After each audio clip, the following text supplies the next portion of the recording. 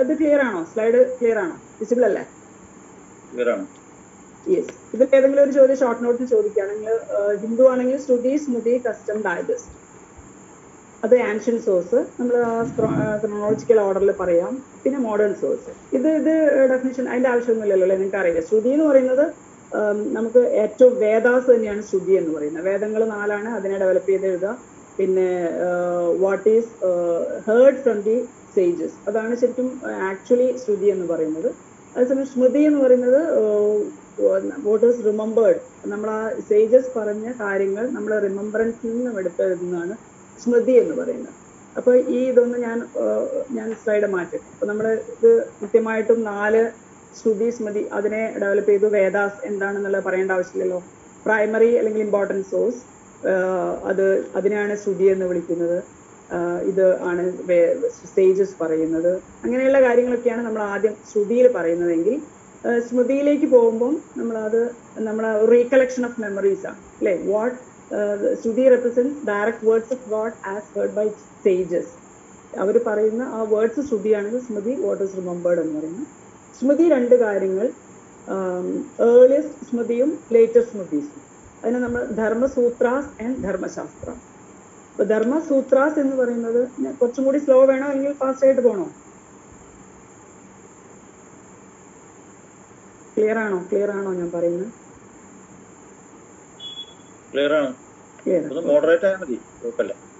Okay. അപ്പോൾ അതിൽ നമുക്ക് ഏറ്റവും പഴയ കാലത്തിലെ നമ്മൾ സൂത്രങ്ങൾ എന്നാണ് പറയുന്നത്. അത് ശരിക്കും അതിന്റെ ഫോം എന്ന് പറയുന്നത് പ്രോസ് രൂപത്തിലാണ്. അപ്പൊ ഗദ്യ രൂപത്തിലുള്ളതാണ് ശരിക്കും ഈ ധർമ്മസൂത്രാസ് എന്ന് പറയുന്നത്. അപ്പോൾ മറ്റേത് പോയം രൂപത്തിൽ അല്ലേ, പദ്യ രൂപത്തിലുള്ളതാണ് ധർമ്മശാസ്ത്രാസ്. ഇതൊക്കെ ശരിക്കും ഒരു അഡ്മിനിസ്ട്രേഷൻ എങ്ങനെ വേണം, അല്ലെങ്കിൽ ധർമ്മ എന്താണ്, ധർമ്മ ഇസ് ദ റിലീജിയൻ അല്ലെങ്കിൽ ധർമ്മ ഇസ് ദ ലോ. നമ്മൾ ഓൾഡർ കൺസെപ്റ്റ് എന്ന് പറയുന്നത് ധർമ്മം തന്നെയാണ് ലോ എന്നുള്ള ഒരു ആസ്പെക്ട്, അതിനെ നിങ്ങൾ ഡെവലപ്പ് ചെയ്യാം. പിന്നെ വരുന്ന ഡൈജസ്റ്റ് കമന്ററി. അപ്പോൾ ഈ ശ്രുതി അല്ലെങ്കിൽ സ്മൃതി അവരുടെ എന്താണോ എക്സ്പ്ലനേഷൻസ് അതിനെ കുറച്ചും കൂടി നമ്മൾ എക്സ്പ്ലെയിൻ ചെയ്ത ഒരു കമന്ററി റിട്ടൺ രൂപത്തിലേക്ക് വരുമ്പോൾ നമുക്കതൊരു ടെക്സ്റ്റ് രൂപത്തിലേക്ക് വരുന്നതാണ് ശരിക്കും ഈ ഡൈജസ്റ്റ് അല്ലെങ്കിൽ കമന്ററീസ് എന്ന് പറയുന്നത്. അപ്പോൾ അതൊരു ഒരു സ്റ്റേറ്റ് പറയുന്ന പോലെ ഒരു പോസിറ്റീവിസം കൊണ്ടുവരുന്നതാണ് ശരിക്കും ഈ ഡൈജസ്റ്റും കമന്ററീസും. അത് ഓൾഡസ്റ്റ് ഡൈജസ്റ്റ് എന്ന് പറയുന്ന കമന്ററി ഡൈജസ്റ്റ് എന്ന് പറയുന്ന മനുസ്മൃതി അല്ലേ? മനുസ്മൃതി നമുക്ക് അറിയുന്നുണ്ടാവും. ആ ലോ എക്സ്പോണന്റ് ഏറ്റവും ഏർലിയസ്റ്റ് അല്ലെങ്കിൽ ഏറ്റവും ലോ നമുക്ക് ഇന്നത്തെ രൂപത്തിലേക്ക് കൊണ്ടുവന്നത് ശരിക്കും മനുസ്മൃതിയാണ്. മനുസ്മൃതിയിൽ കുറേ വേഴ്സസ്, കുറേ ചാപ്റ്റേഴ്സ് നമുക്ക് ഈ ലോയെ റിലേറ്റഡ് ആയിട്ടുള്ളതുണ്ട്. അങ്ങനെയുള്ള കാര്യങ്ങളൊക്കെ നിങ്ങൾ ഡെവലപ്പ് ചെയ്ത് എഴുതാം. അതായത് ഒരു ഡിസ്പ്യൂട്ട് ഉണ്ടായാൽ എങ്ങനെ റിസോൾവ് ചെയ്യണം, ഒരു ഡെറ്റ് വാങ്ങിയാൽ എങ്ങനെ റീപേയ്മെന്റ്, റിക്കവറി, പിന്നെ തെറ്റ് നടന്നാൽ അതിനെ എങ്ങനെ പണിഷ് ചെയ്യണം, ഡിസ്പ്യൂട്ട് റെസൊല്യൂഷൻ മെക്കാനിസം എന്തായിരിക്കണം എന്നുള്ള കാര്യങ്ങളൊക്കെയാണ് ശരിക്കും മനുസ്മൃതിയിലെ ചാപ്റ്റേഴ്സ് ഡീൽ ചെയ്യുന്നത്, ചില ചാപ്റ്റേഴ്സ്. അതുകൊണ്ടാണ് ഒരു first exponent of law giver എന്ന് പറയുന്നത് നമ്മൾ മനുവിനെ വിളിക്കുന്നത്. നിയമവുമായിട്ട് ഏറ്റവും ക്ലോസ് റിലേറ്റഡ് ആയിട്ടുള്ള ഒരു ഗ്രന്ഥം, ഒരു എക്സ്പോണന്റ് ആണ് മനു. അതുകൊണ്ട് തന്നെ ആ എക്സ്പ്ലനേഷൻസിനെ നമ്മൾ മനുസ്മൃതിയിൽ ഒതുക്കുകയാണ്. ഇനി നമ്മൾ സ്കൂൾസ് ഓഫ് ഹിന്ദുവിലും അത് വേണ്ട, അന്ന് നമുക്ക് അത്ര റിലവൻ്റ് അല്ല. പിന്നെ വരുന്നത് അടുത്ത നെക്സ്റ്റ് സോഴ്സ് എന്ന് പറയുന്നത്, അപ്പം വേദാസ് കഴിഞ്ഞ് ശ്രുതി, സ്മൃതി അതൊക്കെ കഴിഞ്ഞ് നമ്മൾ വരുന്നത് കസ്റ്റത്തിലേക്ക്. കസ്റ്റം അതിന് എക്സ്പ്ലനേഷൻ വേണ്ട അല്ലേ? കസ്റ്റം എന്ന് പറയുന്നത് ഫാദർ ഓഫ് ലോ ആണ്. പിന്നെ അത് റീസണബിൾ ആയിരിക്കണം, പ്രൊലോങ്ഡ് കുറേ കാലങ്ങളോളം നമ്മൾ ആക്സെപ്റ്റ് ചെയ്ത് ആയ സാധനമായിരിക്കണം. പിന്നെ not against public policy, ambiguity ഉണ്ടാവാൻ പാടില്ല, സെർട്ടൺ ആയിരിക്കണം അല്ലേ? ഇതൊക്കെ നിങ്ങൾക്ക് അറിയുന്നതാണ്. മോറലാണ്, അത് should not be against law in force എന്നുള്ള കാര്യങ്ങളൊക്കെ പറഞ്ഞു കഴിഞ്ഞാൽ കസ്റ്റം മാത്രം ഷോർട്ട് നോട്ട് ചോദിക്കാനാണ്. പിന്നെ ബാക്കി മോഡേൺ സോഴ്സ് എന്നുള്ള നിലയ്ക്ക് നമുക്ക് justice, equity and good conscience, പിന്നെ പ്രീസിഡന്റ് ലെജിസ്ലേഷൻ അല്ലേ, അതൊക്കെ നമുക്ക് എഴുതാൻ പറ്റുമെന്ന് വിചാരിക്കുന്നു. അതിൽ എക്സ്പ്ലനേഷൻ വേണ്ടല്ലോ. നമ്മൾ കൺസെപ്റ്റ് ഓഫ് മാരേജിലേക്ക് നീങ്ങാമോ? ഇതാണ് ഈ മുസ്ലിം ലോയിലെ സോഴ്സ്, അതും കൂടി നമുക്ക് ഡിസ്കസ് ചെയ്യാം. ലെജിസ്ലേഷനൊക്കെ നമ്മൾ പഴയ ലെജിസ്ലേഷനും പുതിയ ലെജിസ്ലേഷനും ചേർത്ത് നിങ്ങൾക്ക് പറയാൻ പറ്റും അല്ലേ? ഇതൊക്കെ പഴയ ലെജിസ്ലേഷൻസും പിന്നെ പുതിയതായിട്ടുള്ള പോസ്റ്റ് മോഡേൺ നമ്മൾ 55 ശേഷമുള്ള നമ്മളെ ഹിന്ദു കോഡ്, ആ ലോസ് ഒക്കെ പറഞ്ഞു കഴിഞ്ഞാൽ ലെജിസ്ലേഷൻസ് ആയി. പിന്നെ മുസ്ലിം ലോയിലേക്ക് വരികയാണെങ്കിൽ പ്രൈമറി ആൻഡ് സെക്കൻഡറി സോഴ്സ്, നമ്മൾ ഏർലിയർ ലേറ്റർ എന്ന് പറയുന്നതിന് പകരം ഇവിടെ പ്രൈമറി സെക്കൻഡറി എന്ന് പറയുന്നു. പ്രൈമറിയിൽ വരുന്നതാണ് ഖുറാൻ, സുന്ന, ഇജ്മ, ഖിയാസ്. ഇത് ഓരോന്നും എക്സ്പ്ലെയിൻ ചെയ്യണം. ഖുറാൻ എന്ന് പറയുന്നത് ഇതൊക്കെ സാധാരണ ഇപ്പോൾ ഷോർട്ട് നോട്ടിന് വരും. ഖുറാൻ നിങ്ങൾക്ക് അറിയാം അല്ലേ?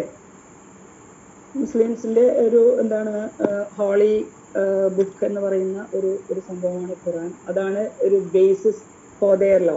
മുസ്ലിം ലോ എന്ന് പറഞ്ഞാൽ ഡെവലപ്പ് ചെയ്തത് ഈ ഹോളി ബുക്കിന്റെ പുറത്താണ്. അതിന് നമ്മൾ പ്രോഫറ്റ് മുഹമ്മദിന്റെ ജീവചരിത്രമായിട്ട് അതിനെ റിലേറ്റ് ചെയ്യുന്നു. അത് ശരിക്കും ഫണ്ടമെന്റൽ സോഴ്സ് ആണ്, അല്ലെങ്കിൽ പ്രൈമറി സോഴ്സ് എന്ന് വിളിക്കുന്നു. പിന്നെ അതിൽ ഇത്ര 6000 വേഴ്സസ് ആണ് അതിലുള്ളത് അല്ലേ? അതിന് ഓരോന്നിനും നമ്മൾ ഓരോ സൂറ എന്നാണ് പറയുന്നത്, അതിന്റെ ചാപ്റ്റേഴ്സിനൊക്കെ അല്ലേ? 6000 വേഴ്സസും 30 പാർട്സ് 114 ചാപ്റ്റേഴ്സ്, ആയത്ത് എന്നൊക്കെ പറയും അല്ലേ? നമുക്ക് പരിചയമുണ്ടോ? പിന്നെ അതിൽ ഈ 200 versus exclusively dealt by this marriage family law matters മാത്രമാണ് 200 വേഴ്സസ് അത് ഡീൽ ചെയ്യുന്നത്. ഇപ്പൊ ഖുറാൻ എന്ന് പറയുന്നത് നമ്മളെ പ്രോപ്പർ വേ ഓഫ് ലൈഫ് കാണിച്ചു തരുന്നു അല്ലേ? ട്രൂത്ത് ഫ്രം ഫാൾസ്ഹുഡ്, എന്താണ് ട്രൂത്ത് എന്താണ് ഫാൾസ്ഹുഡ് എന്ന് ഡിസ്റ്റിങ്വിഷ് ചെയ്യുന്ന ഒരു ഹോളി ബുക്ക്, അല്ലെങ്കിൽ ഓതാനുള്ള ഒരു ഗ്രന്ഥം. അതാണ് ടു റീഡ് എന്നാണ് അതിന്റെ ഒരു മീനിങ്. ഒരു ഡിവൈൻ കമ്മ്യൂണിക്കേഷൻ ആണ് ഫ്രം പ്രോഫറ്റ് മുഹമ്മദ് എന്നുള്ളത് ക്ലിയർ ആണ്. ഇനി ഹോളി ബുക്ക്. ഇനി സുന്ന എന്ന് പറയുന്നത് അതൊന്ന് കുറച്ചും കൂടി നമ്മൾ മുന്നോട്ട് പോവുകയാണ്. The utterance, deeds and practices of prophet. Prophet എന്ത് പറഞ്ഞു അല്ലെങ്കിൽ അയാളുടെ ഡീഡ്സ്, പ്രവൃത്തികൾ, അതെല്ലാം ചേർന്നതാണ് സുന്ന എന്ന് പറയുന്നത്. അപ്പൊ അതിനെ നമ്മൾ ഹദീസ് എന്ന് വിളിക്കും, അല്ലെങ്കിൽ ട്രഡീഷൻ, ആ രീതിയിൽ. ഇനി ഇജ്മ എന്ന് പറയുന്ന തേർഡ് സോഴ്സ്. അത് ശരിക്കും ഒരു എന്താണ് കൺസെൻസസ് ഓഫ് ഒപ്പീനിയൻ എന്ന് പറയും.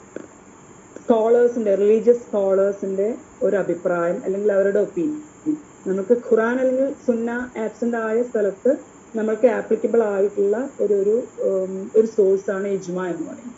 അപ്പൊ ഇത് ശരിക്കും മോഡേൺ സോഴ്സ് ആണ്. ഇത് എല്ലാം ഹോൾ മുസ്ലിം ലോ ആക്സെപ്റ്റ് ചെയ്യുന്നില്ല, എന്നാലും ഈ ഒരു ഇസ്ലാമിക് ഇൻഫ്ലുവൻസ് ഉള്ള ഒരു തിയറി എന്നുള്ള നിലയ്ക്ക് നമുക്കതിനെ കൈകാര്യം ചെയ്യാം. അത് ഇജ്മ എന്ന് വിളിക്കുന്നു. അപ്പൊ ഖുറാനും ഹാദിസും ഇപ്പൊ ഒരു പ്രോബ്ലം വരുന്നു, മുന്നോട്ട് വരുന്നു, അത് റിസോൾവ് ചെയ്യാൻ ഒരു സൊല്യൂഷൻ ഇല്ലാത്ത സിറ്റുവേഷനിൽ ഖുറാനിൽ പറയാത്ത കാര്യങ്ങൾ, ഇജ്മ സുന്നത്തിൽ ഇല്ലാത്ത കാര്യങ്ങൾ നമ്മൾ ഇജ്മ വെച്ച് നമ്മളത് സോൾവ് ചെയ്യുന്നു എന്നുള്ളതാണ്. അപ്പൊ അങ്ങനെയുള്ള സ്കോളേഴ്സിനെ മുജ്തഹിദ് എന്നാണ് വിളിക്കുന്നത്. ഹദീസ് ഈ ഇജ്മ അല്ലെങ്കിൽ കൺസെൻസസ് പ്രൊവൈഡ് ചെയ്യുന്ന സ്കോളേഴ്സിനെ നമ്മൾ അങ്ങനെ ഈ മുജ്തഹിദ് എന്ന് വിളിക്കുന്നു. ലാസ്റ്റ് ഖിയാസ് എന്ന് പറയും. ഇതൊരു റീസണിങ് മെത്തേഡാണ്. റീസണിങ് ബൈ അനാലജി എന്ന് പറയും. അപ്പൊ നമുക്ക് ഈ പറഞ്ഞ 3 സോഴ്സും സൈലന്റ് ആവുന്ന സ്ഥലത്ത് ഒരു പ്രോബ്ലം വരികയാണെങ്കിൽ ദർ ഇസ് നോ ലോ എന്ന് പറഞ്ഞ് നമുക്ക് അതിനെ എസ്കേപ്പ് ചെയ്യാൻ പറ്റില്ല അല്ലേ? അപ്പൊ അങ്ങനെയുള്ള സിറ്റുവേഷനിൽ ഒരു റിസൊല്യൂഷൻ ഓഫ് മെത്തേഡിന് നമുക്ക് ഉപയോഗിക്കാവുന്നതാണ് ഈ ഖിയാസ് എന്ന് പറയുന്നത്. ഖിയാസും ഒരു പ്രോസസ്. ഇത് ഞാൻ വളരെ സിമ്പിൾ ആയിട്ട് പറഞ്ഞു പോകുന്നില്ലേ, നമുക്ക് ഡീറ്റെയിൽ ആയിട്ട് പോകാനുള്ള സമയമില്ല. പിന്നെ സ്കൂൾസ് മുസ്ലിം ലോ, അത് സുന്നി അല്ലെങ്കിൽ ഷിയ എന്നുള്ള ഒരു സ്പ്ലിറ്റ്, എങ്ങനെയാണ് ഒരു ഡിവിഷൻ എന്നുള്ളത്. സുന്നി സ്കൂളാണ് മെജോറിറ്റി സ്കൂൾ. അപ്പൊ അതിൽ തന്നെ നമ്മൾ ഹനാഫി, മാലിക്കി. ഹനാഫിയാണ് ഏറ്റവും മോസ്റ്റ് പ്രോബബിൾ ആയിട്ട് നമ്മൾ പറയുന്നത് കേട്ടിട്ടുള്ളത്. ഷിയ എന്ന് പറയുന്നത് ഈ 3 സ്കൂൾ, ഇസ്മായിലിയാസ്, അത്ന, സെയ്ദിയാസ് എന്ന് പറയും. ഇനി ക്രിസ്ത്യൻ ലോ നമുക്ക് വേണ്ട, ക്രിസ്ത്യൻ ലോ സോഴ്സ് ചോദിക്കാം. ഇനി നമുക്ക് പോകുന്ന കൺസെപ്റ്റ് ഓഫ് മാരേജ് എന്ന് പറയും. എപ്പോഴും ഏതെങ്കിലും ഒരു ക്വസ്റ്റ്യൻ നമുക്ക് പ്രതീക്ഷിക്കാം കേട്ടോ. ഒന്നെങ്കിൽ valid marriage, void marriage, void, ഇതാണല്ലോ നമ്മൾ മാരേജിന്റെ ഒരു എസെൻഷ്യൽസിൽ നമ്മൾ നോക്കുന്നത്. ആരെങ്കിലും ഇടയ്ക്കൊന്ന് റെസ്പോണ്ട് ചെയ്യുകയാണെങ്കിൽ എനിക്ക് കുറച്ചും കൂടി നിങ്ങളുടെ ഒരു വൈബ് കിട്ടും. ഞാൻ പോകുന്നത് ഓക്കെ. അപ്പൊ നമ്മൾ കൺസെപ്റ്റ് എന്ന് പറയുന്നത്, ഇത് ഏത് ചോദിച്ചാലും നമ്മൾ ഐഡിയോളജി ബേസ്ഡ് ആണ് നമുക്ക് വേണ്ടത്. എന്താണ് വാലിഡ് അല്ലെങ്കിൽ വോയിഡബിൾ, അതൊന്നും നിങ്ങൾ മനസ്സിലാക്കും.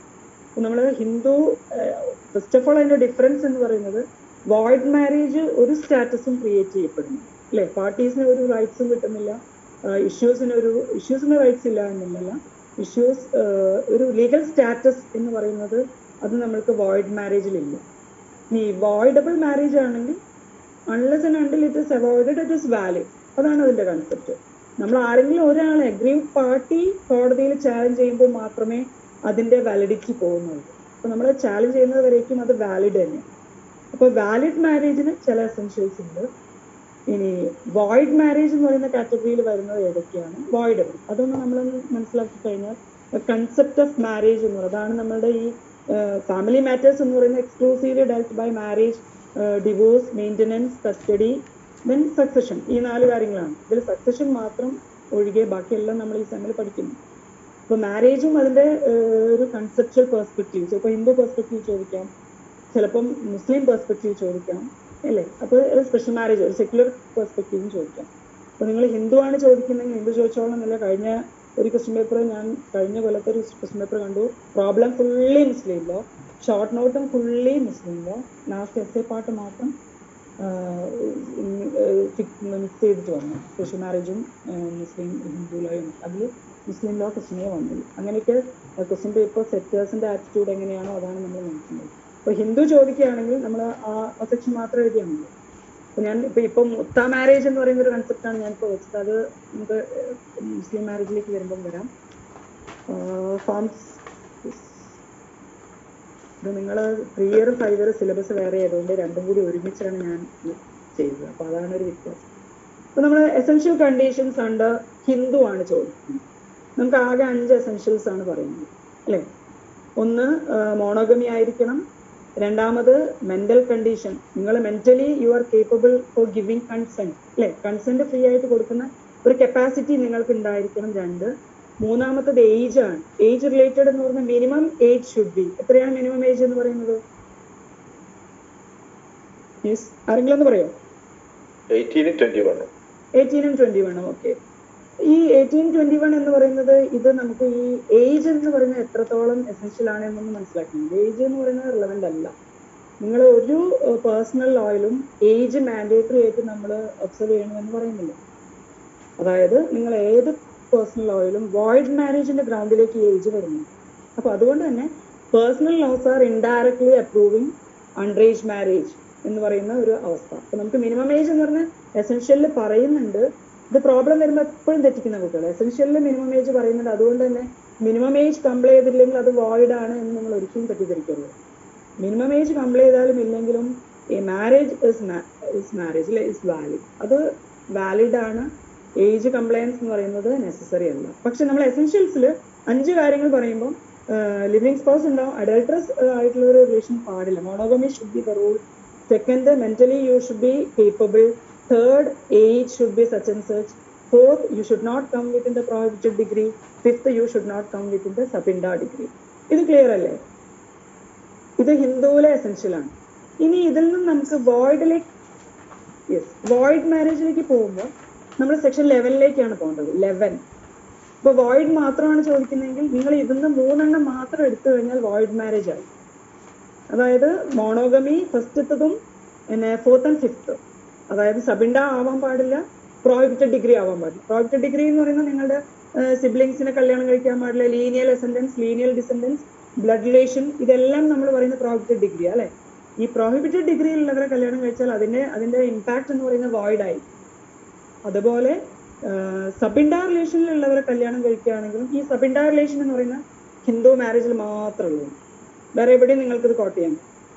സബിൻഡ എന്ന് പറയുന്നത് നിങ്ങളുടെ ഇപ്പം മെയിൽ ജനറേഷനിൽ ഒരു 5 ജനറേഷനുള്ളവരെ കല്യാണം കഴിക്കുകയാണെങ്കിൽ അതിനെ നമ്മൾ സബിൻഡ റിലേഷൻ എന്നാണ് പറയുന്നത്. അച്ഛൻ, അച്ഛൻ്റെ അച്ഛൻ, അച്ഛൻ്റെ അച്ഛൻ്റെ അച്ഛൻ, അങ്ങനെ വരും. ഫീമെയിൽ ജനറേഷൻ ആണെങ്കിൽ, ഫീമെയിൽ ആണെങ്കിൽ അപ് ടു 3rd കാറ്റഗറി. അപ്പോൾ ഇത് അസെൻഡൻസ് വരുന്ന അങ്ങനെയുള്ള relation, the party should not be sapindas to each other, അങ്ങനെയാണ് നമ്മൾ പറയുന്നത്. അങ്ങനെ ആയിക്കഴിഞ്ഞാൽ അതും വോയിഡ് മാരേജാണ്. ഞാൻ പറയുന്നത് ക്ലിയർ ആണല്ലേ? ഇപ്പോൾ വാലിഡ് മാരേജിന്റെ 3 എണ്ണം നമ്മൾ മാറ്റിക്കഴിഞ്ഞാൽ സെക്ഷൻ 11 ആയി. അത് മാത്രമാണ് വോയിഡ് മാരേജിന്റെ ഗ്രൗണ്ട്. അപ്പൊ എവിടെയും ഏജ് പറയുന്നില്ല, നമ്മൾ ഈ മെന്റൽ കണ്ടീഷൻ പറയുന്നില്ല. അപ്പൊ തെറ്റിപ്പോകരുത്. നിങ്ങൾ വോയിഡ് മാരേജിൽ ആകെ 3 കാര്യം പറഞ്ഞു കഴിഞ്ഞാൽ അതിന്റെ ഇമ്പാക്ട് എന്ന് പറയുന്നത് വോയിഡാണ്. അപ്പൊ നമ്മൾ എപ്പോഴും ഒരു കേസ് കോട്ട് ചെയ്യാറില്ല, വെങ്കട്ടരമണ വേഴ്സസ് സ്റ്റേറ്റ്. അതിൽ ഈ ഫാക്ട്സ് ആർക്കെങ്കിലും അറിയാം? ഞാൻ പെട്ടെന്ന് പറഞ്ഞു പോവാം, അറിയില്ലെങ്കിൽ.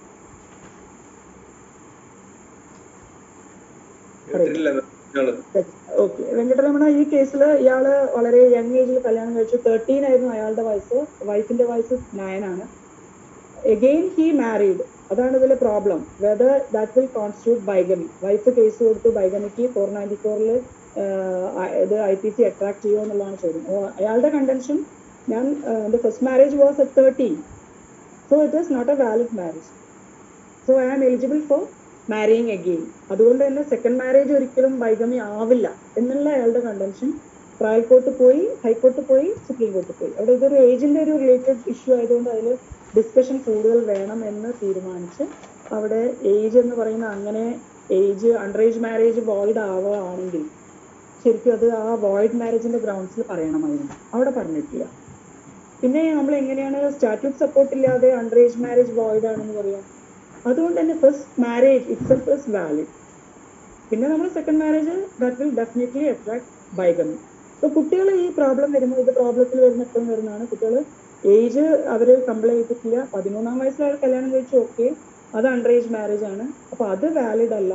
സെക്കൻഡ് മാരേജ് ആണ് അയാളുടെ വാലിഡ്. ആഫ്റ്റർ 9 years അയാൾ കല്യാണം കഴിക്കുന്നു, സെക്കൻഡ് മാരേജ് ഇസ് വാലിഡ്. അപ്പോൾ ഇറ്റ് നെവർ അട്രാക്ട്സ് ബൈഗമി എന്നുള്ള ഒരു കൺക്ലൂഷനിൽ എത്തുകയാണ്. അങ്ങനെ ആവാൻ പാടില്ല. ഏജ് എന്ന് പറയുന്നത് റിലവന്റ് അല്ല. അത് കാണിക്കാൻ വേണ്ടിയാണ് ഞാൻ ഈ ഒരു കേസ് ഡിസ്കസ് ചെയ്തത്. ഓക്കെ, ഇനി നമ്മൾ ഇതിൽ ബൈഗമി ഒന്നും നമ്മളിനി പറയണ്ടല്ലോ അല്ലേ, മോണോഗമി ആയിരിക്കണം. ഇത് ഒരു പണിഷ്മെന്റും കൂടി പ്രൊവൈഡ് ചെയ്യുന്നുണ്ട്. മോണോഗമിയിൽ കേസ് ലോസ് വേണമെങ്കിൽ ലില്ലി തോമസ് പറയാം, അല്ലെങ്കിൽ നിങ്ങൾക്ക് ലില്ലി തോമസ് പോലെ എന്നുള്ള കേസ് തന്നെയാണ് അല്ലെ, ബിഗമസ് മാരേജ്, അല്ലെങ്കിൽ സരള മുദ്ഗൽ, അതൊക്കെ ബിഗമസ് മാരേജ് എന്ന് പറയുന്നതാണ്. അപ്പൊ നിങ്ങൾ മോണോഗമി മാത്രമാണ് ചോദിക്കുന്നതെങ്കിൽ അതിന് കേസും നിങ്ങൾക്ക് കോട്ട് ചെയ്യാൻ പറ്റും. 2 സുപ്രീം കോർട്ട് കേസസ് ആണ് അല്ലെ, 1995 സരള മുദ്ഗലും. രണ്ടും നമ്മൾ പേഴ്സണൽ ലോ ഒരു ബെനിഫിറ്റ് എടുക്കാൻ വേണ്ടി മാത്രം നിങ്ങൾ കൺവേർട്ട് ചെയ്തിട്ട് 4 മാരേജ് വരെ ആവാം അല്ലെ. മുസ്ലിം ലോയില് അപ് ടു 4 അത് പെർമിസിബിൾ ആണ്. അപ്പൊ അങ്ങനെ ആ ഒരു ബെനിഫിറ്റ്, ഒരു പേഴ്സണൽ ലോന്റെ ബെനിഫിറ്റ് അവൈൽ ചെയ്യാൻ വേണ്ടി മാത്രം നമ്മൾ കൺവേർട്ട് ചെയ്യുക, അതൊരു സ്ഥിരം പ്രാക്ടീസ് ആയപ്പോൾ അതിനെതിരെ ഒരു set of case suit file ചെയ്തു. അങ്ങനെ അതിലുള്ള ഡിസിഷൻ നിങ്ങൾ മുസ്ലിം ലോ പെർമിറ്റ് ചെയ്യുന്നുണ്ടെങ്കിൽ പോലും അത് അൺകണ്ടീഷണൽ അല്ല, നിങ്ങൾക്ക് കണ്ടീഷണൽ ആണ്. നിങ്ങൾ എല്ലാ ഭാര്യമാരെയും ഒരേപോലെ equally, you should equally treat all of them എന്നുള്ള ഒരു പോയിന്റ് ഓഫ് വ്യൂ. പിന്നെ നമുക്ക് UCC വേണം എന്ന് പറയുന്ന 2 കേസ് ലോസ് ആണ്. ഓക്കെ, ഇനി മോണോഗമി മാത്രം ചോദിക്കുകയാണെങ്കിൽ നിങ്ങൾക്ക് എഴുതാവുന്നതാണ്. പിന്നെ വരുന്നത് പ്രോബിറ്ററി ഡിഗ്രി, ഇതൊക്കെ നമുക്ക് അറിയാലോ അല്ലേ. യെസ്, ഇനി നമ്മൾ കപ്പാസിറ്റി ഫോർ മാരേജ്. ഇപ്പൊ നമ്മൾ എസെൻഷ്യൽ കണ്ടീഷൻസ് ഹിന്ദുവിൽ പറഞ്ഞു 5 കാര്യങ്ങൾ. ഇനി അത് നേരെ നമ്മൾ മുസ്ലിമിലേക്ക് പോവുകയാണെങ്കിൽ എങ്ങനെയാണ് കപ്പാസിറ്റി? മുസ്ലിം ലോയിൽ നമുക്ക് സ്റ്റാറ്റ്യൂട്ട് ഒന്നുമില്ല അല്ലേ, ക്ലിയർ അല്ലേ. ആകെയുള്ളത് പേഴ്സണൽ ലോ ആയുള്ള ശരീഅത്ത് ലോ ആണ്. പിന്നെ ഒരേ ഒരു സ്റ്റാറ്റ്യൂട്ട് ഉണ്ട് നിങ്ങൾക്ക് എക്സ്ക്ലൂസീവ്ലി ഫോർ വിമൻ, സ്ത്രീകൾക്ക് മാത്രം മാരേജ് ഡിസോൾവ് ചെയ്യാൻ വേണ്ടിയുള്ള സർട്ടൻ ഗ്രൗണ്ട്സ്, അത് സ്ത്രീകൾക്ക് മാത്രമാണ്. പക്ഷെ പുരുഷന്മാർക്കുള്ള പ്രത്യേകത എന്ന് പറയുന്നത്, മുസ്ലിം ലോയുടെ പ്രത്യേകത എന്ന് പറയുന്നത് ഒരു യുണീക്ക് ഫീച്ചർ, ഒരു ഗ്രൗണ്ട്സും ഇല്ലാതെ തന്നെ അല്ലെ യുനാനിമസ് ആയിട്ട് അവർക്ക് ഡിവോഴ്സ് അവൈൽ ചെയ്യാൻ പറ്റുന്ന ഒരേ ഒരു കാറ്റഗറി എന്ന് പറയുന്നത് മുസ്ലിം മെൻ ആണ് അല്ലെ, മെയിൽ. അവർക്ക് ഗ്രൗണ്ട്സ് ഒന്നും വേണ്ട, അവർ by uttering the mere word talaq, that itself shows the dissolution of their marriage. ഒരു മാരേജ് ഡിസോൾവ് ചെയ്ത് കിട്ടുന്നു എന്നതാണ്. അപ്പൊ നമ്മളിപ്പോ ഡെസിഷനിലേക്കല്ല പോകുന്ന കപ്പാസിറ്റിയാണ്. കണ്ടീഷൻ, ഒരു മുസ്ലിം ലോ എസെൻഷ്യലി നമ്മളത് ഒബ്സർവ് ചെയ്യണമെങ്കിൽ എന്തൊക്കെ കണ്ടീഷൻസ് ആണ്? അപ്പൊ നമ്മൾ ഈ പറയുന്ന സെക്ഷൻ 5 13 11 ഒന്നും അവിടെ ആവശ്യമില്ല. ആകെ 2-3 കാര്യങ്ങൾ നോക്കിയാൽ മതി. അയാൾ സൗണ്ട് മൈൻഡ് ആയിട്ടുള്ള ഒരാളായിരിക്കണം. പിന്നെ ഒരു മുസ്ലിം മാൻ, അയാൾക്ക് ആരെയൊക്കെ കഴിക്കാമെന്നുള്ളത്, സ്പൗസ്, ഓപ്പോസിറ്റ് പാർട്ടി, അവര് റിലീജിയസ് വൈസ് നമുക്ക് ഒരു ക്രിസ്ത്യനെ കഴിക്കാം, കിതാബിയ എന്നാണ് പറയുന്നത്. കിതാബിയ എന്ന് പറയുന്നത് ഈ ബൈബിൾ അല്ലെങ്കിൽ അതുപോലുള്ള ബുക്ക് വായിക്കുന്ന അല്ലെങ്കിൽ ഫയർ വർഷിപ്പർ, ഇവരെയൊക്കെ കഴിക്കാം. അതേസമയം മുസ്ലിം ഫീമെയിൽ, ഇപ്പോൾ ഒരു സ്ത്രീക്കാണെങ്കിൽ ഒരിക്കലും ഒരു നോൺ മുസ്ലിമിനെ കഴിക്കാൻ പാടില്ല. ഇത് പ്രോബ്ലത്തിൽ വരുന്നത്. ലേഡീസിന് ഒരു ചോയ്സും ഇല്ല, അവർക്ക് ഒള്ളി റിലീജിയൻ വൈസ് മുസ്ലിമിനെ തന്നെ കഴിക്കണം. അതേസമയം ഒരു മെയിൽ ആണെങ്കിൽ അയാൾക്ക് നോൺ മുസ്ലിമിനെയും കഴിക്കാം എന്നുള്ളതാണ്. പക്ഷെ ക്രിസ്ത്യൻ അല്ലെങ്കിൽ കിതാബിയ ഈ ഒരു കാറ്റഗറിയിൽ വരുന്നവരെ കഴിക്കാം. ഷിയയ്ക്ക് അതിൽ തന്നെ സ്പ്ലിറ്റ്, ഷിയ സുന്നി. ഷിയയ്ക്ക് കിതാബിയ അവരെ പോലും കഴിക്കാൻ പാടില്ല, ഓൺലി മുസ്ലിം മെന്നിനെ മാത്രമേ കഴിക്കാം, അല്ലെങ്കിൽ വിമനെ മാത്രമേ കഴിക്കാം. അപ്പൊ നമ്മളിതില് കപ്പാസിറ്റി എന്ന് പറയുന്നത് ഓപ്പോസിറ്റ് സ്പൗസ് എന്തായിരിക്കണം അയാളുടെ റിലീജിയൻ, അതൊന്ന് പറയാം. പിന്നെ രണ്ടാമത്തെ കാര്യം എന്ന് പറയുന്നത് കപ്പാസിറ്റി 2 പ്രപ്പോസൽ ആൻഡ് ആക്സെപ്റ്റൻസ്. നിങ്ങൾ അതിന്റെ ടെർമിനോളജി ഇജാബ് എന്നാണ്, അല്ലെങ്കിൽ കുബൂൽ. നിങ്ങൾ പ്രപ്പോസ് ചെയ്യുന്നു, സൈമൾട്ടേനിയസ്ലി അയാൾ ആക്സെപ്റ്റും ചെയ്യണം അല്ലെ. നിക്കാഹ് എന്ന് പറയുന്ന പ്രോസസ്സ് അതാണ്. അപ്പം ഇജാബ് ആൻഡ് കുബൂൽ. അപ്പൊ ഇത് രണ്ടും ഒരേ സമയത്ത് വേണം, അതിന്റെ കൂടെ തന്നെ വിറ്റ്നസ്സും വേണം. അപ്പോൾ പ്രസൻസ് ഓഫ് വിറ്റ്നസ്, അതായത് 2 വിറ്റ്നസ് വേണം. അതായത് ഒരു വിറ്റ്നസ് മെയിലാണ് എങ്കിൽ ഒരേ ഒരാളെ ഉള്ളൂ എങ്കിൽ നിങ്ങൾക്ക് 2 ഫീമെയിലിനെ വെച്ചും നിങ്ങൾ അഡ്ജസ്റ്റ് ചെയ്ത് ആ വിറ്റ്നസിനെ ഒബ്സർവ് ചെയ്യാമെന്നുള്ളതാണ്. അപ്പം വിറ്റ്നസ് എന്ന് പറയുന്നത് എസെൻഷ്യൽ ആണ്. Proposal and acceptance, then eligibility, നിങ്ങളുടെ കപ്പാസിറ്റി. സൗണ്ട് മൈൻഡ് മാത്രമേ പറയുന്നുള്ളൂ. ഏജ് എന്ന് പറയുന്ന ഒന്നില്ല. മുസ്ലിം ലോയിലെ ഏജ് എന്ന് പറയുന്ന ഏജ് ഓഫ് പുബേർട്ടിയാണ്. നിങ്ങൾ ശാരീരികമായിട്ട് വളർച്ച എത്തിയിട്ടുണ്ടോ, you are eligible, you are attain majority. ആ ഏജ് എന്നുള്ളത് ഇല്ല. അപ്പൊ ഇത് നമ്മളുടെ കപ്പാസിറ്റിയാണ്. ഇനി ഇതുകൊണ്ടാണ് നമ്മൾ മുസ്ലിം മാരേജ് എന്ന് പറയുന്നത് എസെൻഷ്യലി ഇറ്റ്സ് എ കോൺട്രാക്ട് എന്ന് പറയുന്നത്, അല്ലേ? കോൺട്രാക്ടിന്റെ എല്ലാ എസെൻഷ്യൽസും ഇനി ഒന്നും നമ്മൾ വിട്ടുപോയി. കൺസിഡറേഷൻ എന്ന് പറയുന്നത് എന്താണ് മുസ്ലിം മാരേജിൽ? ആരെങ്കിലും ഒന്ന് പറയാമോ? Very good, very good. Dower അല്ലെങ്കിൽ മെഹർ എന്ന് പറയും, അല്ലേ? അപ്പൊ ഇതാണ് കൺസിഡറേഷൻ. ഈ കൺസിഡറേഷൻ ഇല്ലാതെ ഒരു കല്യാണം നടക്കാൻ പാടില്ല. ഒരു മിനിമം, അത് നമുക്ക് എത്ര വേണമെന്നൊന്നും പറയുന്നില്ല, എന്തെങ്കിലും ഒരു consideration. It may be in the form of money or property, ഏത് രീതിയിലാണ് ആ ഒരു കൺസിഡറേഷൻ. ഡവർ എന്ന് പറയുന്നത് ശരിക്കും അത് ഒരു ടോക്കൺ ഓഫ് റെസ്പെക്ട് എന്നാണ് പറയുന്നത്. It should be paid by the husband to the wife. Husband വൈഫിന് കൊടുക്കുന്ന ഒരു പ്രോപ്പർട്ടി അല്ലെങ്കിൽ equivalent to a sum of money, അങ്ങനെയുള്ള ഒരു സംഭവം. അത് കൈമാറാതെ ഒരിക്കലും കല്യാണം നടക്കില്ല. അത് എത്രത്തോളം കുറവാണോ കൂടുതലാണോ എന്നുള്ള വിഷയമല്ല. പക്ഷെ മാക്സിമം ഇത്രയും, മിനിമം എത്രയെന്നൊക്കെ പറയുന്നത് അല്ലേ? ഒരു 10 ദിർഹംസ് എന്ന് പറയുന്നത് കാണുന്നുണ്ട് മിനിമം. അതിനേക്കാളും കുറയാൻ പാടില്ല. അതുപോലെ മാക്സിമം 500 ദിർഹംസ് എന്ന് പറയുന്നത്. അതൊക്കെ ഒരു depends upon the various community. നമ്മളത് പറയേണ്ട ആവശ്യമില്ല. പക്ഷേ മെഹർ എന്ന് പറയുന്നത് എസെൻഷ്യൽ ആണ്. അതില്ലാതെ കല്യാണം നടക്കില്ല. അപ്പൊ അത് കൺസിഡറേഷനുമായി. ഇനി മെഹറിന്റെ ഡവർ എന്ന് പറയുന്നത് അതിന്റെ ബാക്കിയുള്ള കാര്യങ്ങൾ നമുക്ക് പറയാൻ സമയമുണ്ടോന്ന് അറിയില്ല. ഞാൻ ഒന്ന് പറഞ്ഞു പോവാം. മെഹർ എന്ന് പറയുന്നത് അതിന്റെ ഡിവിഷൻ.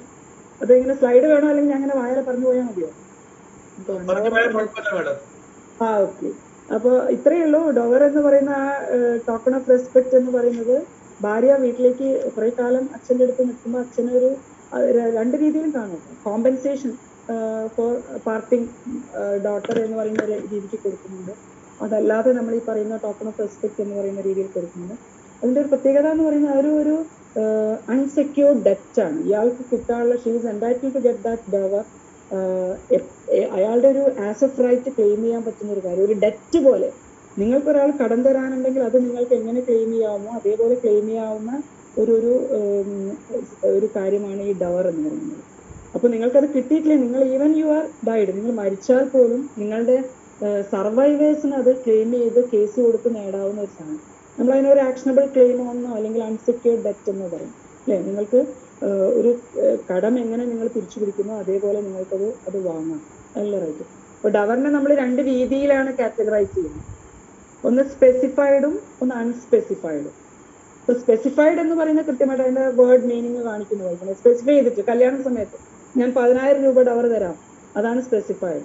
അൺസ്പെസിഫൈഡ് എന്ന് പറയുന്നത് നിങ്ങൾ പറയുന്നില്ല, പക്ഷെ നിങ്ങൾ it may B after your marriage or at any time. അത് ആ അൺസ്പെസിഫൈഡ് ഡവറിനെ പിന്നെ നമ്മൾ ക്ലാസിഫൈ ചെയ്യുന്നു പ്രോംപ്റ്റും ഡെഫേർഡും.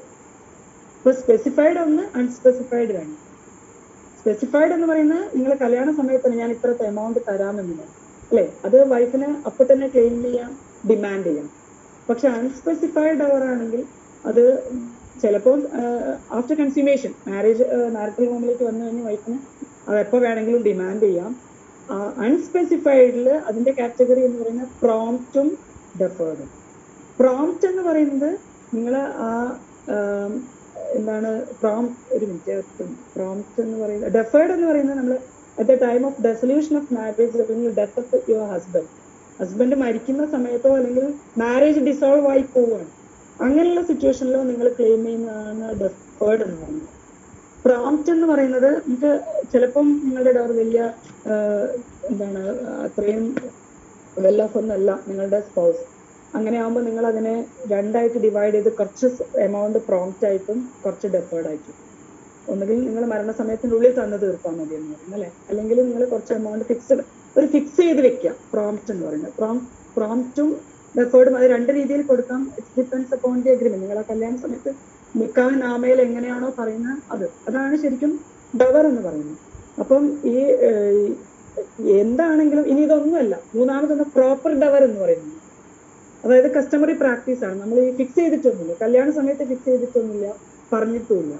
അങ്ങനെയാണെങ്കിൽ ഒരു she's entitled to get a proper, കോടതി ഫിക്സ് ചെയ്യുന്നത് നിങ്ങൾ എങ്ങനെയാണ്, നിങ്ങളുടെ സ്റ്റാറ്റസ് എന്താണ്, നിങ്ങളുടെ എഡ്യൂക്കേഷൻ, നിങ്ങളുടെ ഡ്യൂട്ടി, ഇതൊക്കെ അതിൽ പറയുന്നുണ്ട്. നിങ്ങളുടെ സൗന്ദര്യമൊക്കെ നോക്കി കോടതി ഒരു എമൗണ്ട് ഫിക്സ് ചെയ്യണം. അയാളുടെ ഹസ്ബൻഡിന്റെ സ്റ്റാറ്റസും ഫാമിലി ബാക്ക്ഗ്രൗണ്ട് ഒക്കെ നോക്കിയിട്ട് ഒരു എമൗണ്ട്, അങ്ങനെയും ആവാം, പ്രോപ്പർ ഡവറും ആവും. അപ്പൊ ഇതൊന്നുമില്ലാതെ കല്യാണം നടക്കില്ല എന്ന് സാധനം. അപ്പൊ നമ്മൾ ഈ ഒരു കൺസിഡറേഷൻ എന്ന് പറയുന്ന എസെൻഷ്യൽ ആണ്. ഡവർ അല്ലെങ്കിൽ മഹർ ചോദിക്കുകയാണെങ്കിൽ നിങ്ങൾക്ക് അത് ചിലപ്പോൾ എസ് ഒക്കെ ചോദിക്കാറുണ്ട്. അതിന്റെ പ്രത്യേകത എന്ന് പറയുന്ന ഒരു ഓവറോൾ ആയിട്ട് ഞാൻ പറഞ്ഞു പോവാം. ഇതാണ്, അയാൾക്ക് വൈഫിന് ഏത് സമയവും ആസ് എ റൈറ്റ് ക്ലെയിം ചെയ്യാനുള്ള ഒരു പ്രോപ്പർട്ടിയാണ് ഡവർ എന്ന് പറയുന്നത്. അത് കൊടുക്കാതെ മാരേജ് ഒരിക്കലും ഡിസോൾവ് ചെയ്യാൻ പാടില്ല എന്നുള്ളതാണ്. അപ്പൊ അതൊരു ഒരു ചെക്ക് ആൻഡ് ബാലൻസ് പോലെ നിങ്ങളെ ക്രോസ് ചെക്ക് ചെയ്യാനുള്ള ഒരു സാധനം. നിങ്ങൾക്ക് എപ്പോഴും ഒരു റീതിങ്കിങ് വേണം. അയ്യോ, ഞാനിപ്പം ഡിവോഴ്സ് ആക്കുകയാണെങ്കിൽ എനിക്കിപ്പോൾ ഡവർ കൊടുത്തേ പറ്റുള്ളൂ, അതുകൊണ്ട് തന്നെ വേണ്ട, ഡിവോഴ്സ് വേണ്ട എന്നുള്ളൊരു ആറ്റിറ്റ്യൂഡ്, അതും ഒക്കെയാണ് ഇതിൻ്റെ ഒരു ബേസ് എന്ന് പറയുന്നത്.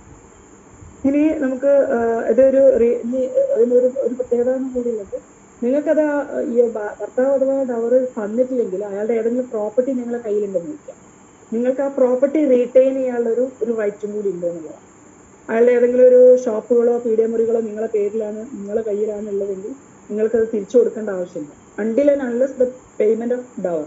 അൺപെയ്ഡ് ഡവർ എന്ന് പറയുന്നത് അയാൾക്ക് ഒരു റൈറ്റ് ആയിട്ട് ക്ലെയിം ചെയ്യാം. അതുകൊണ്ട് തന്നെ ഈ പ്രോപ്പർട്ടി അയാൾക്ക് റീറ്റെയിൻ ചെയ്യാം. ഒരു ലീൻ ഉണ്ട്, പ്രോപ്പർട്ടീന്റെ മുകളിൽ ഒരു ലീൻ ഉണ്ട് ഭാര്യയ്ക്ക്. അപ്പൊ ഇത് ലീൻ എന്ന് പറയുന്ന പൊസിഷൻ ഉണ്ടെങ്കിലേ നടക്കുള്ളൂ, ഭാര്യയുടെ കയ്യിലുണ്ടെങ്കിൽ മാത്രമേ റീറ്റെയിൻ ചെയ്യാൻ പറ്റുള്ളൂ. അതുപോലെ ഈ പ്രോപ്പർട്ടി, ഈ ഡവർ എല്ലാവരും എലിജിബിൾ ആണ്. അത് അതിന്റെ ഷെയർ കൊടുക്കാൻ, ഭാര്യയ്ക്ക് കൊടുക്കാനുള്ള ഡവർ, ഭർത്താവ് മരിച്ചുപോയി ഡവർ ഇല്ല എങ്കിൽ ഭർത്താവിന്റെ പ്രോപ്പർട്ടിയിൽ എത്ര ഹെയർസ് ഉണ്ടോ അവരൊക്കെ they are proportionally liable for giving this dower. അവർ എത്രയാണോ അവരെ ഈച്ച് പ്രൊപ്പോർഷൻ എത്രയാണോ അത് അവര് കൊടുക്കുക എന്നുള്ളതാണ് ഇതിലൊരു ബാക്കിയുള്ളൊരു പ്രത്യേകത. അപ്പൊ എങ്ങനെ വന്നാലും ഈ ഭാര്യയ്ക്ക് കിട്ടാനുള്ള ഒരു എമൗണ്ട് ആണ് ഡവർ എന്നത്. ഓക്കെ, ഇനി നമ്മൾ അടുത്തത്, അപ്പൊ എസെൻഷ്യൽ കണ്ടീഷൻസ് നമ്മൾ മുസ്ലിം ലോ കഴിഞ്ഞു, ഹിന്ദു കഴിഞ്ഞു. ഇനി നമ്മൾ പോകുന്ന സ്പെഷ്യൽ മാരേജ് ആക്ട് ആണ്. ആ ഉണ്ട്. ഡവർ എന്റെ സ്ലൈഡിലുണ്ട്, ഞാൻ അത് ഡീറ്റെയിൽ ആയി പോയി കഴിഞ്ഞാൽ നമ്മൾ ഡവർ തന്നെ നിൽക്കുന്നില്ല. ഡവർ എസ് ചോദിക്കാറുണ്ട്. ഡവർ അതിന്റെ എങ്ങനെയാണ് റീറ്റെയിൻ ചെയ്യുക, അതിന്റെ ഇമ്പാക്ട് ഒക്കെ ഒരുമിച്ച് ഒരു എസ് ചോദിക്കാറുണ്ട്. പിന്നെ നമ്മൾ കുറച്ചൊക്കെ എക്സ്പ്ലെയിൻ ചെയ്ത് എഴുതാന്ന് മാത്രമല്ല, ഒരു ബേസിക് ഒരു ഐഡിയ കിട്ടിക്കഴിഞ്ഞാൽ നിങ്ങൾക്ക് എഴുതാൻ പറ്റും. ആ ഒരു കാറ്റഗറി ഓർമ്മിക്കുക. സ്പെസിഫൈഡും ഉണ്ട്, അൺസ്പെസിഫൈഡും ഉണ്ട്. സ്പെസിഫൈഡ് എന്ന് പറയുന്നത് നിങ്ങൾ ആ ടൈം തന്നെ ഫിക്സ് ചെയ്തതാണ്. അൺസ്പെസിഫൈഡ് എന്ന് പറഞ്ഞാൽ സ്പെസിഫൈ ചെയ്തിട്ടില്ല, പക്ഷെ അത് രണ്ട് രീതിയിലാവാം, പ്രോംപ്റ്റ് ആവാം, ഡെഫേർഡ് ആവാം. ഡെഫേർഡ് എന്ന് പറഞ്ഞാൽ ഇനി നമ്മൾ ഇത് തന്നെ നമ്മൾ സ്പെഷ്യൽ മാരേജ് ആക്ട് ആണ് നിങ്ങൾ ചോദിക്കാൻ നേരത്തെ. അങ്ങനെയാണെങ്കിൽ നിങ്ങൾ സെക്ഷൻ മാറി, സെക്ഷൻ 4 ആണ് ഇവിടെ പറയുന്നത്. അത് സെയിം ആണ്. ഹിന്ദു മാരേജിലെ സെക്ഷൻ 5 അങ്ങനെ തന്നെ ഇവിടേക്ക് കൊണ്ടുവന്നു കഴിഞ്ഞാൽ സ്പെഷ്യൽ മാരേജ് ആക്ടിലെ എസെൻഷ്യൽ കണ്ടീഷൻസ് ആയി. അതിലൊരു പ്രത്യേകത, ഹിന്ദു മാരേജ് ആക്ടിൽ 5 എണ്ണം ഉണ്ടായിരുന്നു, ഇവിടെ 4 ഉള്ളൂ. 5 ആ സബിൻഡ എന്ന് പറയുന്നത് സ്പെഷ്യൽ മാരേജ് ആക്ടിൽ ഇല്ല. ഇത്രയുള്ള ഒരു പ്രത്യേകത. ബാക്കിയൊക്കെ അതേയാണ്, ടിപ്പിക്കലാണ്. അപ്പോൾ സ്പെഷ്യൽ മാരേജ് ആക്ട് ഡിസ്കഷൻ. ഇനി വോയിഡ് മാരേജ്, വോയിഡബിൾ മാരേജ്, അതിന്റെ ഡിഫറൻസ് അറിയാലോ അല്ലെ? അത് വേണോ പറയണോ? വോയിഡ് മാരേജ് എന്ന് പറയുന്നത് നിങ്ങൾ ആർക്കാണോ ആ മാരേജ് ക്യാൻസൽ ചെയ്യേണ്ടത് അത് രണ്ടുപേർക്കും, ഭാര്യയ്ക്കും ഭർത്താവിനും അത് അവോയ്ഡ് ചെയ്യാം. അതേസമയം വോയിഡബിൾ മാരേജ് എന്ന് പറയുന്നത് അത് ആരാണോ, ഇപ്പൊ നിങ്ങളുടെ സമ്മതം ഇല്ലാതെയാണ് നിങ്ങളുടെ കല്യാണം കഴിഞ്ഞതെങ്കിൽ ആർക്കാണോ ഗ്രീവൻസ്, ആര് സമ്മതമാണോ അങ്ങനെ ഇല്ലാതെ കല്യാണം കഴിച്ചത് ആ പാർട്ടിക്ക് ആർക്കാണ് ഗ്രീവൻസ് അവർക്ക് മാത്രമേ അത് ക്ലെയിം ചെയ്യാൻ പറ്റൂ. അതാണ് വോയിഡബിൾ മാരേജിന്റെ ഒരു പ്രത്യേകത. വോയിഡ് മാരേജ് എന്ന് പറയുന്നത് രണ്ട് പാർട്ടിക്ക്, ബോത്ത് പാർട്ടീസ് ക്യാൻ ചാലഞ്ച് അല്ലെ, ഏതാണോ നള്ളിറ്റി എന്ന് പറയുന്നത് രണ്ട് പാർട്ടീസിനും ക്ലെയിം ചെയ്യാമെന്നുള്ളതാണ്. പിന്നെ ഒരു പ്രത്യേകത ഇതിൽ സ്റ്റാറ്റസ് എന്ന് പറയുന്നത്, വോയിഡ് മാരേജിന് the very inception there is no status. ഒരു സ്റ്റാറ്റസും അതിലില്ല, പാർട്ടീസിന് റൈറ്റും ഇല്ല, ഒബ്ലിഗേഷൻസ് ഇല്ല, ഡ്യൂട്ടീസ് ഇല്ല. ഇതൊക്കെയാണ് വോയിഡ് മാരേജിന്റെ പ്രത്യേകത. ഇനി നമുക്ക് നെക്സ്റ്റ് വോയിഡ് മാരേജ് നമ്മൾ ഡിസ്കസ് ചെയ്തു അല്ലെ. ഹിന്ദുവില് സെക്ഷൻ 11 ആണ് നമ്മളെ എസെൻഷ്യലിലെ 3 കണ്ടീഷൻ, മോണോഗമി, സബിൻഡ, പ്രോഹിബിറ്റഡ്, അത് മാത്രം എടുത്തു കഴിഞ്ഞാൽ വോയിഡ് ആയി ഹിന്ദുവില്. ഇനി ക്രിസ്ത്യൻ മാരേജിലെ വോയിഡ് മാരേജ് നോക്കൂ നിങ്ങൾ, അതില് 4 കാര്യങ്ങളെ വേണം. ക്രിസ്ത്യൻ മാരേജില് ഒരു പ്രത്യേകത എന്ന് പറയുന്നത് വോയിഡബിൾ മാരേജ് ഇല്ല. അപ്പൊ നിങ്ങൾ ഒന്നുകിൽ വാലിഡ് ആണ് അല്ലെങ്കിൽ വോയിഡ് ആണ്, ഇത് മാത്രം പറഞ്ഞു. അപ്പൊ വാലിഡിറ്റി, നമ്മൾ വാലിഡ് മാരേജിന്റെ ഗ്രൗണ്ട്സ് എന്ന് പറയുന്നത്, അയ്യോ അത് നമ്മൾ കാണിച്ചില്ല അല്ലെ, അത് വിട്ടു, ഒരു മിനിറ്റ്. യെസ്, ക്രിസ്ത്യൻ മാരേജിലെ സ്ലൈഡ് ഷെയർഡ് ആവുന്നില്ലേ, കാണുന്നില്ലേ? ഓക്കെ, അതിൽ ഏജ് എന്ന് പറയുന്നത് മസ്റ്റ് ആണ്. നിങ്ങൾ മാൻഡേറ്ററി, നമ്മൾ ഇപ്പൊ ഹിന്ദുവിൽ പറഞ്ഞ പോലെ തന്നെ ഏജ് എന്ന് പറയുന്നത് പ്രിസ്ക്രൈബ്ഡ് ആണ്. പക്ഷെ ഈവൻ ദെൻ നമുക്ക് നിങ്ങളുടെ ഒരു അണ്ടർ ഏജ് ആണെങ്കിൽ പോലും അവിടെ മാരേജ് സോളമൈസ് ചെയ്ത് പോകും. നിങ്ങളുടെ മാരേജ് കംപ്ലീറ്റ് ചെയ്തിട്ടില്ല എന്ന് പറഞ്ഞ് ആ മാരേജിനെ നമുക്ക് ഇൻവാലിഡ് ചെയ്യാൻ പറ്റില്ല. അപ്പൊ അതുകൊണ്ട് ഏജ് എന്ന് പറയുന്നത് ഫസ്റ്റ്. രണ്ടാമത്തത് നമ്മൾ ആ അഡൽട്ട് മറ്റേ മോണോഗമി എന്ന് പറയുന്ന ഇവിടേക്കും വരും അല്ലെ. neither of the persons shall have a wife or husband still living. നിങ്ങൾക്ക് ഒരു സ്പൗസ് ഓൾറെഡി ഉണ്ടെങ്കിൽ യു കനോട്ട് മാരി അഗെയിൻ. അത് തന്നെ വേറെ രീതിയിൽ പറഞ്ഞു തന്നെ. ഇനി തേർഡ് കണ്ടീഷൻ എന്ന് പറയുന്നത് ലൈസൻസീസ്. ആരൊക്കെയാണ് ഓതറൈസ്ഡ് പേഴ്സൺ, അവരുടെ പ്രസൻസിൽ മാത്രമേ നിങ്ങൾക്ക് കല്യാണം കഴിക്കാൻ പറ്റൂ. And at least 2 credible witness. വിറ്റ്നസ്സും വേണം. ഈ licensed officers, that may be the marriage registrar or marriage authorized by the government. അങ്ങനെ 3 മാരേജ് മിനിസ്റ്റേഴ്സ് എന്നൊക്കെ പറഞ്ഞ ഒരു 3 കാറ്റഗറി പറയുന്നു. ഈ either the marriage minister or the person appointed as registrar, marriage registrar, അല്ലെങ്കിൽ ഇങ്ങനത്തെ ഈ 3 കാറ്റഗറീസിനാണ് കല്യാണം സോളമൈസ് ചെയ്യാനുള്ള പവറുള്ളൂ. അപ്പൊ ഇവരെ മുന്നിലാണ് കല്യാണം നടക്കേണ്ടത് അല്ലെ. ഒന്നുകിൽ ചർച്ചിൽ അവർ വരും, അല്ലെങ്കിൽ എവിടെയാണ് നിങ്ങൾ ഹാളിലാണ് നടത്തുന്നെങ്കിലും ഇവരുടെ പ്രസൻസ് എന്ന് പറയുന്നത് ഇന്നെവിറ്റബിൾ ആണ്. Again at least 2 credible witness. നമ്മൾ ഹിന്ദുവിൽ വിറ്റ്നസ് വേണ്ട, സ്പെഷ്യൽ മാരേജിൽ വേണം, മുസ്ലിമിൽ വേണം, ക്രിസ്ത്യനിൽ വേണം. ഇത് ക്ലിയർ ആയില്ലേ? ഇതാണ് എസെൻഷ്യൽ കണ്ടീഷൻസ്. ഇത് സെക്ഷൻ 60 ആണ് ഇത് ഡീൽ ചെയ്യുന്നത് കേട്ടോ. ക്രിസ്ത്യൻ മാരേജ് ആക്ടില് സെക്ഷൻ 60. നിങ്ങൾ സെക്ഷൻ കോട്ട് ചെയ്യണമെന്നില്ല, എന്നാലും ഓർമ്മിക്കുകയാണെങ്കിൽ എഴുതാം. റിലേഷൻഷിപ്പ് പറയുന്നില്ല. ഉണ്ട്, പ്രോഹിബിറ്റഡ് ഡിഗ്രി ഒക്കെ വരുന്നുണ്ട്. അത് നമ്മൾ വോയിഡ് മാരേജിലേക്ക് വരുന്നുണ്ട്. എസെൻഷ്യൽസ് അത് കംപ്ലൈന്റ് ആണ്. പ്രോഹിബിറ്റഡ് ഡിഗ്രി ആവാൻ പാടില്ല എന്നുള്ളത് നമ്മൾ എടുത്ത് പറയുന്നില്ല എന്നേ ഉള്ളൂ. അത് ഇംപ്ലോയിഡ് ആണ്. പ്രോഹിബിറ്റഡ് ഡിഗ്രി നിങ്ങൾ കഴിക്കുകയാണെങ്കിൽ അത് that marriage will become void. അപ്പൊ അതുകൊണ്ട് തന്നെ അത് എസെൻഷ്യൽ ആണ്. ഇവിടെ നമ്മൾ കൃത്യമായിട്ട് പറയുന്നില്ല എന്ന്. സെക്ഷനിൽ നിങ്ങൾ നോക്കുകയാണെങ്കിൽ ഇങ്ങനെ നിങ്ങൾക്ക് കാണുന്നു. ഓക്കെ, നമുക്ക് മറ്റേതിലേക്ക് പോകാം.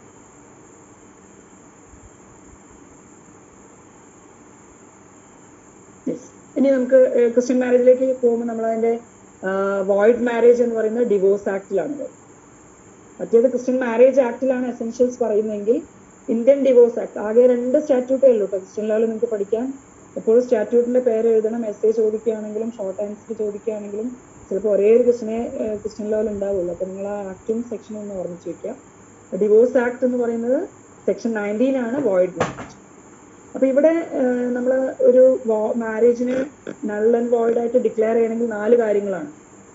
ഇമ്പോർട്ടൻസി എന്ന് പറയുന്ന ഒരു, രണ്ടാമത്തത് പ്രോഹിബിറ്റഡ് ഡിഗ്രി ഇവിടെ വരുന്നുണ്ട്, മൂന്നാമത്തത് ലൂണസി. ഇപ്പൊ നമ്മുടെ സ്പൗസ് എന്ന് പറയുന്നത് ലുണാറ്റിക് ആണ് അല്ലെങ്കിൽ ഇഡിയറ്റ് ആണ്,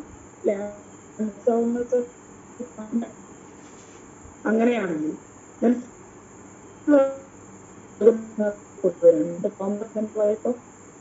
ലിവിങ് അറ്റ് ഒരു ലിവിങ് സ്പൗസ് ഉണ്ടാവാൻ പാടും.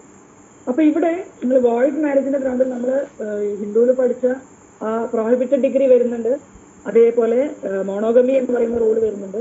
അതിന് അഡീഷണൽ ആയിട്ട് 2 കാര്യങ്ങൾ കൂടി ഓർമ്മിക്കാൻ. ഒന്ന് ഇമ്പോർട്ടന്റ്, റെസ്പോണ്ടന്റ് ഇമ്പോർട്ടന്റ് ആണെങ്കിൽ ഇന്നബിലിറ്റി ടു കൺസ്യൂമേറ്റ് അല്ലെ. നിങ്ങൾക്ക് സെക്ഷൽ റിലേഷൻ നിങ്ങളൊരു പരാജയ ഫെയിലിയർ ആണെങ്കിൽ അതൊരു റീസൺ ആണ്.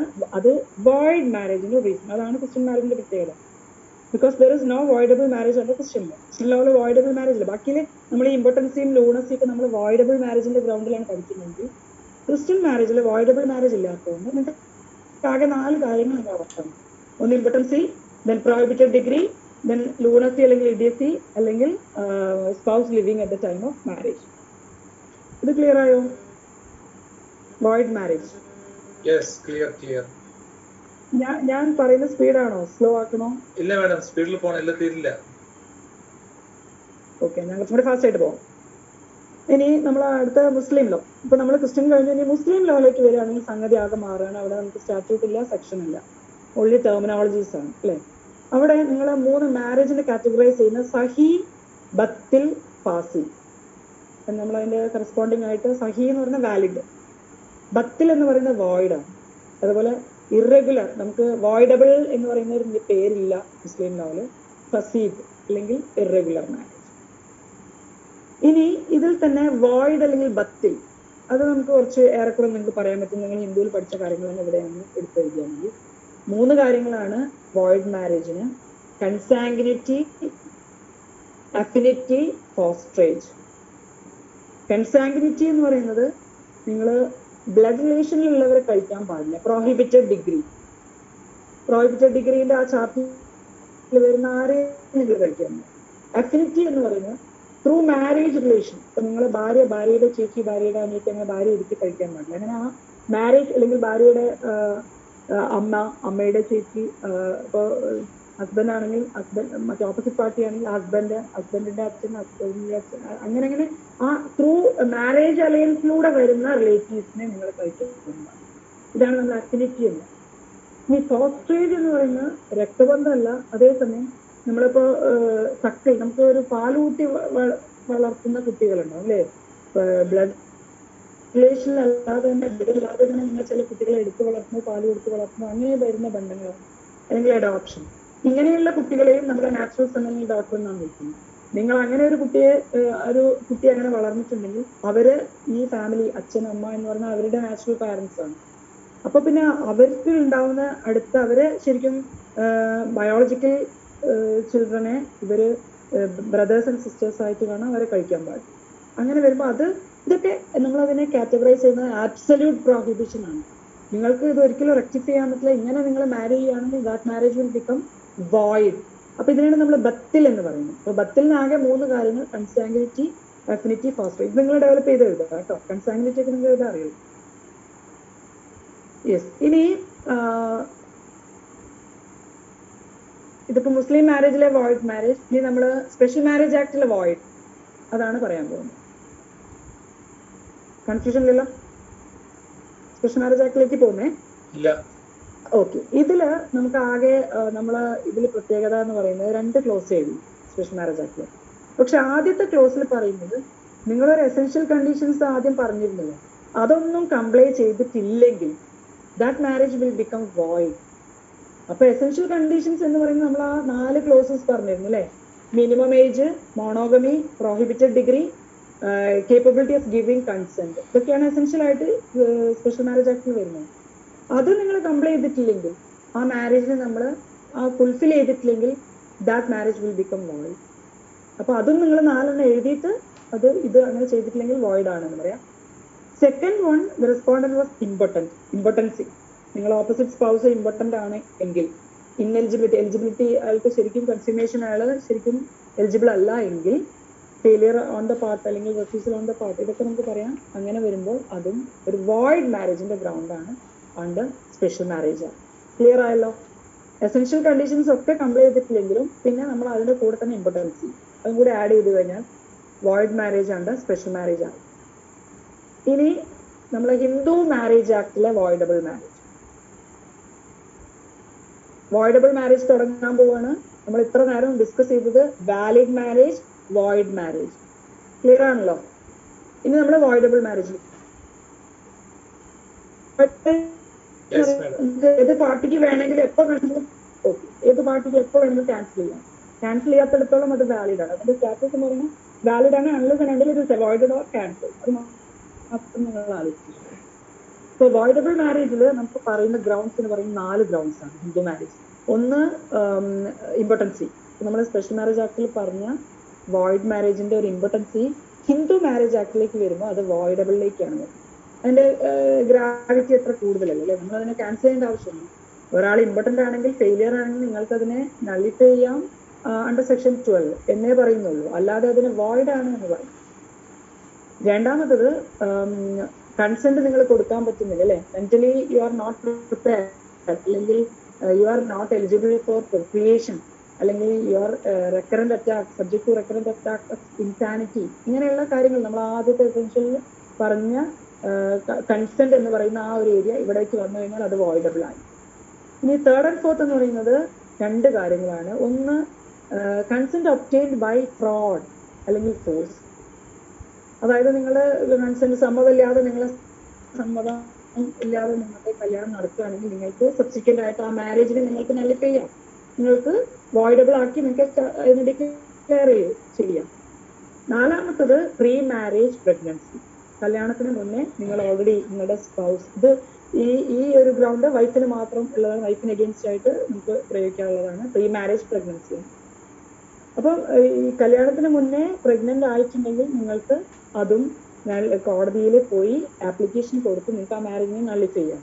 അപ്പൊ നമ്മൾ ഈ തേർഡ് ആൻഡ് ഫോർത്ത് ഗ്രൗണ്ട് എന്ന് പറയുന്നത് ചില റെസ്ട്രിക്ഷൻസും ഉണ്ട്. നിങ്ങൾ ഈ ഫോഴ്സ് അല്ലെങ്കിൽ ഫ്രോഡ് എന്ന് പറയുന്നല്ലേ, നിങ്ങൾ മാട്രിമോണിയൽ മാർക്കറ്റിൽ നിങ്ങളെ ചതിച്ചു, ഭാര്യയെ ചേച്ചിയെ കാണിച്ചിട്ട് അനിയത്തിയെ കാണിച്ച് ചേച്ചിയെ കെട്ടിക്കുക, അങ്ങനത്തെ ഫ്രോഡുലന്റ് ആയിട്ടുള്ള ഏർപ്പാടുകളുണ്ടല്ലോ. അല്ലെങ്കിൽ പ്രൊഫൈൽ വലുതായി കാണിച്ചു, പക്ഷെ നിങ്ങൾ നോക്കുമ്പോൾ ഒന്നുമില്ല, പിന്നെ അല്ലെങ്കിൽ നിങ്ങളുടെ റിലീജിയൻ വേറെയാണ്, അങ്ങനെയുള്ള ചില ഫ്രോഡുലന്റ് ആയിട്ടുള്ള നിങ്ങളുടെ ഇടപാടുകൾ വഴി നിങ്ങളൊരു കല്യാണം നടത്തുകയാണെങ്കിൽ, അല്ലെങ്കിൽ നമ്മൾ ഈ പറഞ്ഞ പോലെ പ്രീ മാരേജ് പ്രഗ്നൻസി, ഇതിന് രണ്ടിനും റെസ്ട്രിക്ഷൻ എന്ന് പറയുന്നത് നിങ്ങൾ ഇത് അറിഞ്ഞു കഴിഞ്ഞ ശേഷം after the discovery of fraud you cannot continue your sexual relationship. You are abstain from sexual relation. രണ്ടിലും പ്രഗ്നൻസി ഉണ്ടെന്ന് നിങ്ങൾ കണ്ടുപിടിച്ചു കഴിഞ്ഞാൽ pre marriage it is not by me, അതാണ് നിങ്ങൾ പ്രൂവ് ചെയ്യേണ്ട 3-4 കാര്യങ്ങൾ. പ്രഗ്നൻസിയുടെ കേസിൽ ഷീ ഷുഡ് ബി പ്രഗ്നന്റ്, അതൊന്ന്. രണ്ടാമത് ഇറ്റ്സ് നോട്ട് വിത്ത് മീ, അല്ലെ, അത് none other than by me എന്നുള്ളത്. മൂന്നാമത്തത് അയാൾ അറിയുന്നില്ല, കൺസെന്റ് ഇത് അറിയുന്നേ ഇല്ല, വിത്തൗട്ട് നോളജ് ആണ്, അല്ലെ. കല്യാണം കഴിക്കുമ്പോൾ തന്നെ കല്യാണം കഴിച്ചാൽ കുട്ടി ഫ്രീ എന്നുള്ള കേസ് അത് അറിഞ്ഞുകൊണ്ട് കഴിക്കുകയാണെങ്കിൽ പിന്നെ അയാൾക്ക് ക്ലെയിം ചെയ്യാൻ പറ്റില്ല. അറിയാതെ വിത്തൗട്ട് നോളജ് ആയിരിക്കണം. പിന്നെ ലാസ്റ്റ് എന്ന് പറയുന്നത് സെക്ഷൽ റിലേഷൻ പാടില്ല, അത് അറിഞ്ഞ ശേഷം. ഇത്രയും കാര്യങ്ങൾ നിങ്ങൾക്ക് പ്രൂവ് ചെയ്യാൻ പറ്റും വിത്തിൻ 1 year. അതാണ് ഒരു പ്രത്യേകത. ഫ്രോഡ് നിങ്ങൾ അതാണ് ഒരു പോയിന്റ് എങ്കിലും ഈ പറഞ്ഞ പ്രഗ്നൻസി ആണെങ്കിലും 1 year കഴിഞ്ഞാൽ ആ കേസ് വിൽ നോട്ട് സ്റ്റാൻഡ്, അല്ലെ, നമുക്കത് നിൽക്കില്ല. അപ്പൊ നിങ്ങൾ പിന്നെ അത് തള്ളിപ്പോകും കേസ്. അപ്പൊ ആ ഒരു ടൈം സ്പാനിനുള്ളിൽ നിങ്ങൾ ഫയൽ ചെയ്യണം. ഇത് 2 റെസ്ട്രിക്ഷനും ഈ വോയിഡബിൾ മാരേജിൽ ഈ 2 ഗ്രൗണ്ടിന് മാത്രം. ക്ലിയർ? മാറ്റട്ടെ? Yes, madam. Clear. ഇനി സ്പെഷ്യൽ മാരേജ് ആക്ട് ആണെങ്കിലോ? സ്പെഷ്യൽ മാരേജ് ആക്ട് ആണെങ്കിൽ ഒന്ന്, wilful refusal on the part of your spouse. നിങ്ങൾ കൺസ്യൂമേഷന് റെഡിയല്ല, നിങ്ങൾ ഒരു ഡെലിബറേറ്റ് ആയിട്ട് നിങ്ങൾക്ക് ഈ സെക്ഷൽ ലൈഫ് വേണ്ട, കൺസ്യൂമേഷൻ വേണ്ട, അങ്ങനെയാണെങ്കിൽ അതൊരു ഗ്രൗണ്ടാണ്. പിന്നെ പ്രഗ്നന്റ്, ഈ പറഞ്ഞ പോലെ പ്രീ മാരേജ് പ്രഗ്നൻസി, അതുപോലെ ഫ്രോഡ്, നിങ്ങളുടെ കൺസെന്റ് ഒബ്റ്റെയിൻ ബൈ ഫ്രോഡ് അല്ലെങ്കിൽ കോയേഷൻ, ഇത് 3 കാര്യങ്ങളാണ് സ്പെഷ്യൽ മാരേജ് ആക്ടിലുള്ളത്. ഒന്ന്, ഇയാളുടെ ഭാഗത്ത് വിൽഫുൾ റെഫ്യൂസൽ, കൺസ്യൂമേഷൻ അയാൾക്ക് താല്പര്യമില്ല. രണ്ടാമത് ഈ പറഞ്ഞ പ്രീ മാരേജ് പ്രഗ്നൻസി. മൂന്നാമത് കൺസെന്റ് ഒബ്റ്റെയിൻ ബൈ ഫ്രോഡ്. ഈ 3 കാര്യങ്ങളാണ് സ്പെഷ്യൽ മാരേജ് ആക്ടിലെ വോയിഡബിൾ മാരേജിന്റെ ഗ്രൗണ്ട്. ഇത് ഏതെങ്കിലും ഒന്ന് ചിലപ്പോൾ ഷോർട്ടേജ് ചോദിക്കും. അപ്പൊ നിങ്ങൾ ബാക്കിയുള്ള അതിന്റെ കാര്യങ്ങൾ നമ്മൾ ഈ പറഞ്ഞ കണ്ടീഷൻ, മാരിറ്റൽ ഇന്റർകോഴ്സ് പാടില്ല, പിന്നെ it should be filed within 1 year എന്നുള്ള 2 റെസ്ട്രിക്ഷൻ. ഇനി നമ്മൾ മുസ്ലിം ലോയിലേക്ക് പോവാണ്. മുസ്ലിം ലോയില് ഇറഗുലർ മാരേജ് എന്നാണ് വിളിക്കുന്നത്. നമ്മൾ വോയിഡബിൾ മാരേജ് എന്ന് പറയുന്ന ടെർമിനോളജി ഇല്ല എന്ന് പറഞ്ഞു, പക്ഷെ അതിന്റെ മുസ്ലിം വേർഷൻ ഫസീദ് എന്നാണ് പറയുന്നത്, ഫസീദ്. അപ്പൊ ഇതിനെ ഇറഗുലർ എന്ന് വിളിക്കാനുള്ള ഒരു കാരണം, ഇത് നമ്മൾ നേരത്തെ പറഞ്ഞ ബത്തിലിനെ പോലെ അത്ര ആബ്സല്യൂട്ട് കണ്ടീഷൻ അല്ല, പ്രോഹിബിഷൻ അല്ല. ഇവിടെയൊക്കെ റിലേറ്റീവ് ആണ്. നിങ്ങൾക്ക് ഇതിനെ you can rectify it or regularise it. ഈ മാരേജിനെ 5 കണ്ടീഷൻസ് ആണ് നമ്മൾ ശരിക്കും വോയിഡബിൾ മാരേജിന്റെ ഗ്രൗണ്ട്സിൽ പറയാറ്. ഈ 5 കണ്ടീഷനും നിങ്ങൾ സൂക്ഷിച്ച് നോക്കിക്കഴിഞ്ഞാൽ ഇതിനെ നിങ്ങൾക്ക് റെക്ടിഫൈ ചെയ്യാൻ പറ്റും. ഒന്ന്, വിത്തൗട്ട് വിറ്റ്നസ്, അങ്ങനെ ഒരു കല്യാണം നടന്നിട്ടുണ്ടെങ്കിൽ അതിനെ നിങ്ങൾ എങ്ങനെ റെക്ടിഫൈ ചെയ്യും? നിങ്ങൾക്കൊരു വിറ്റ്നസിനെ കൊണ്ടുവന്നാൽ മതിയല്ലോ. കല്യാണം കഴിഞ്ഞിട്ടും ഒരു വിറ്റ്നസ് അയാൾ സൈൻ ചെയ്ത് കഴിഞ്ഞാൽ അത് ക്ലിയർ ആയി, അതിനെ റെഗുലറൈസ് ചെയ്യാം. രണ്ടാമത്തെ condition, with a 5th wife by a person having 4 wives. 4 കല്യാണം വരെ ആവാം, ലീഗലി പെർമിറ്റഡ് ആണ്. അതേസമയം 5ാമത് അയാൾക്ക് വേണം. അങ്ങനെ കഴിച്ചാൽ അത് ഇറഗുലർ ആവും, പക്ഷെ അതിനെ നമുക്ക് റെഗുലറൈസ് ചെയ്യാം. ഏതെങ്കിലും ഒരു ഭാര്യയെ ഡിവോഴ്സ് ചെയ്ത് കഴിഞ്ഞാൽ അയാൾക്ക് 4 ഭാര്യമാർ തന്നെയായി ആ സ്റ്റാറ്റസ് മെയിൻറ്റെയിൻ ചെയ്യാൻ പറ്റും, അല്ലേ? അപ്പം ഒരു 5th വൈഫിനെ കല്യാണം കഴിക്കുകയാണെങ്കിൽ അത് ഇറഗുലർ ആവും. അപ്പൊ നമുക്ക് അതിനെ റെഗുലറൈസ് ചെയ്യാം by avoiding any one of dum.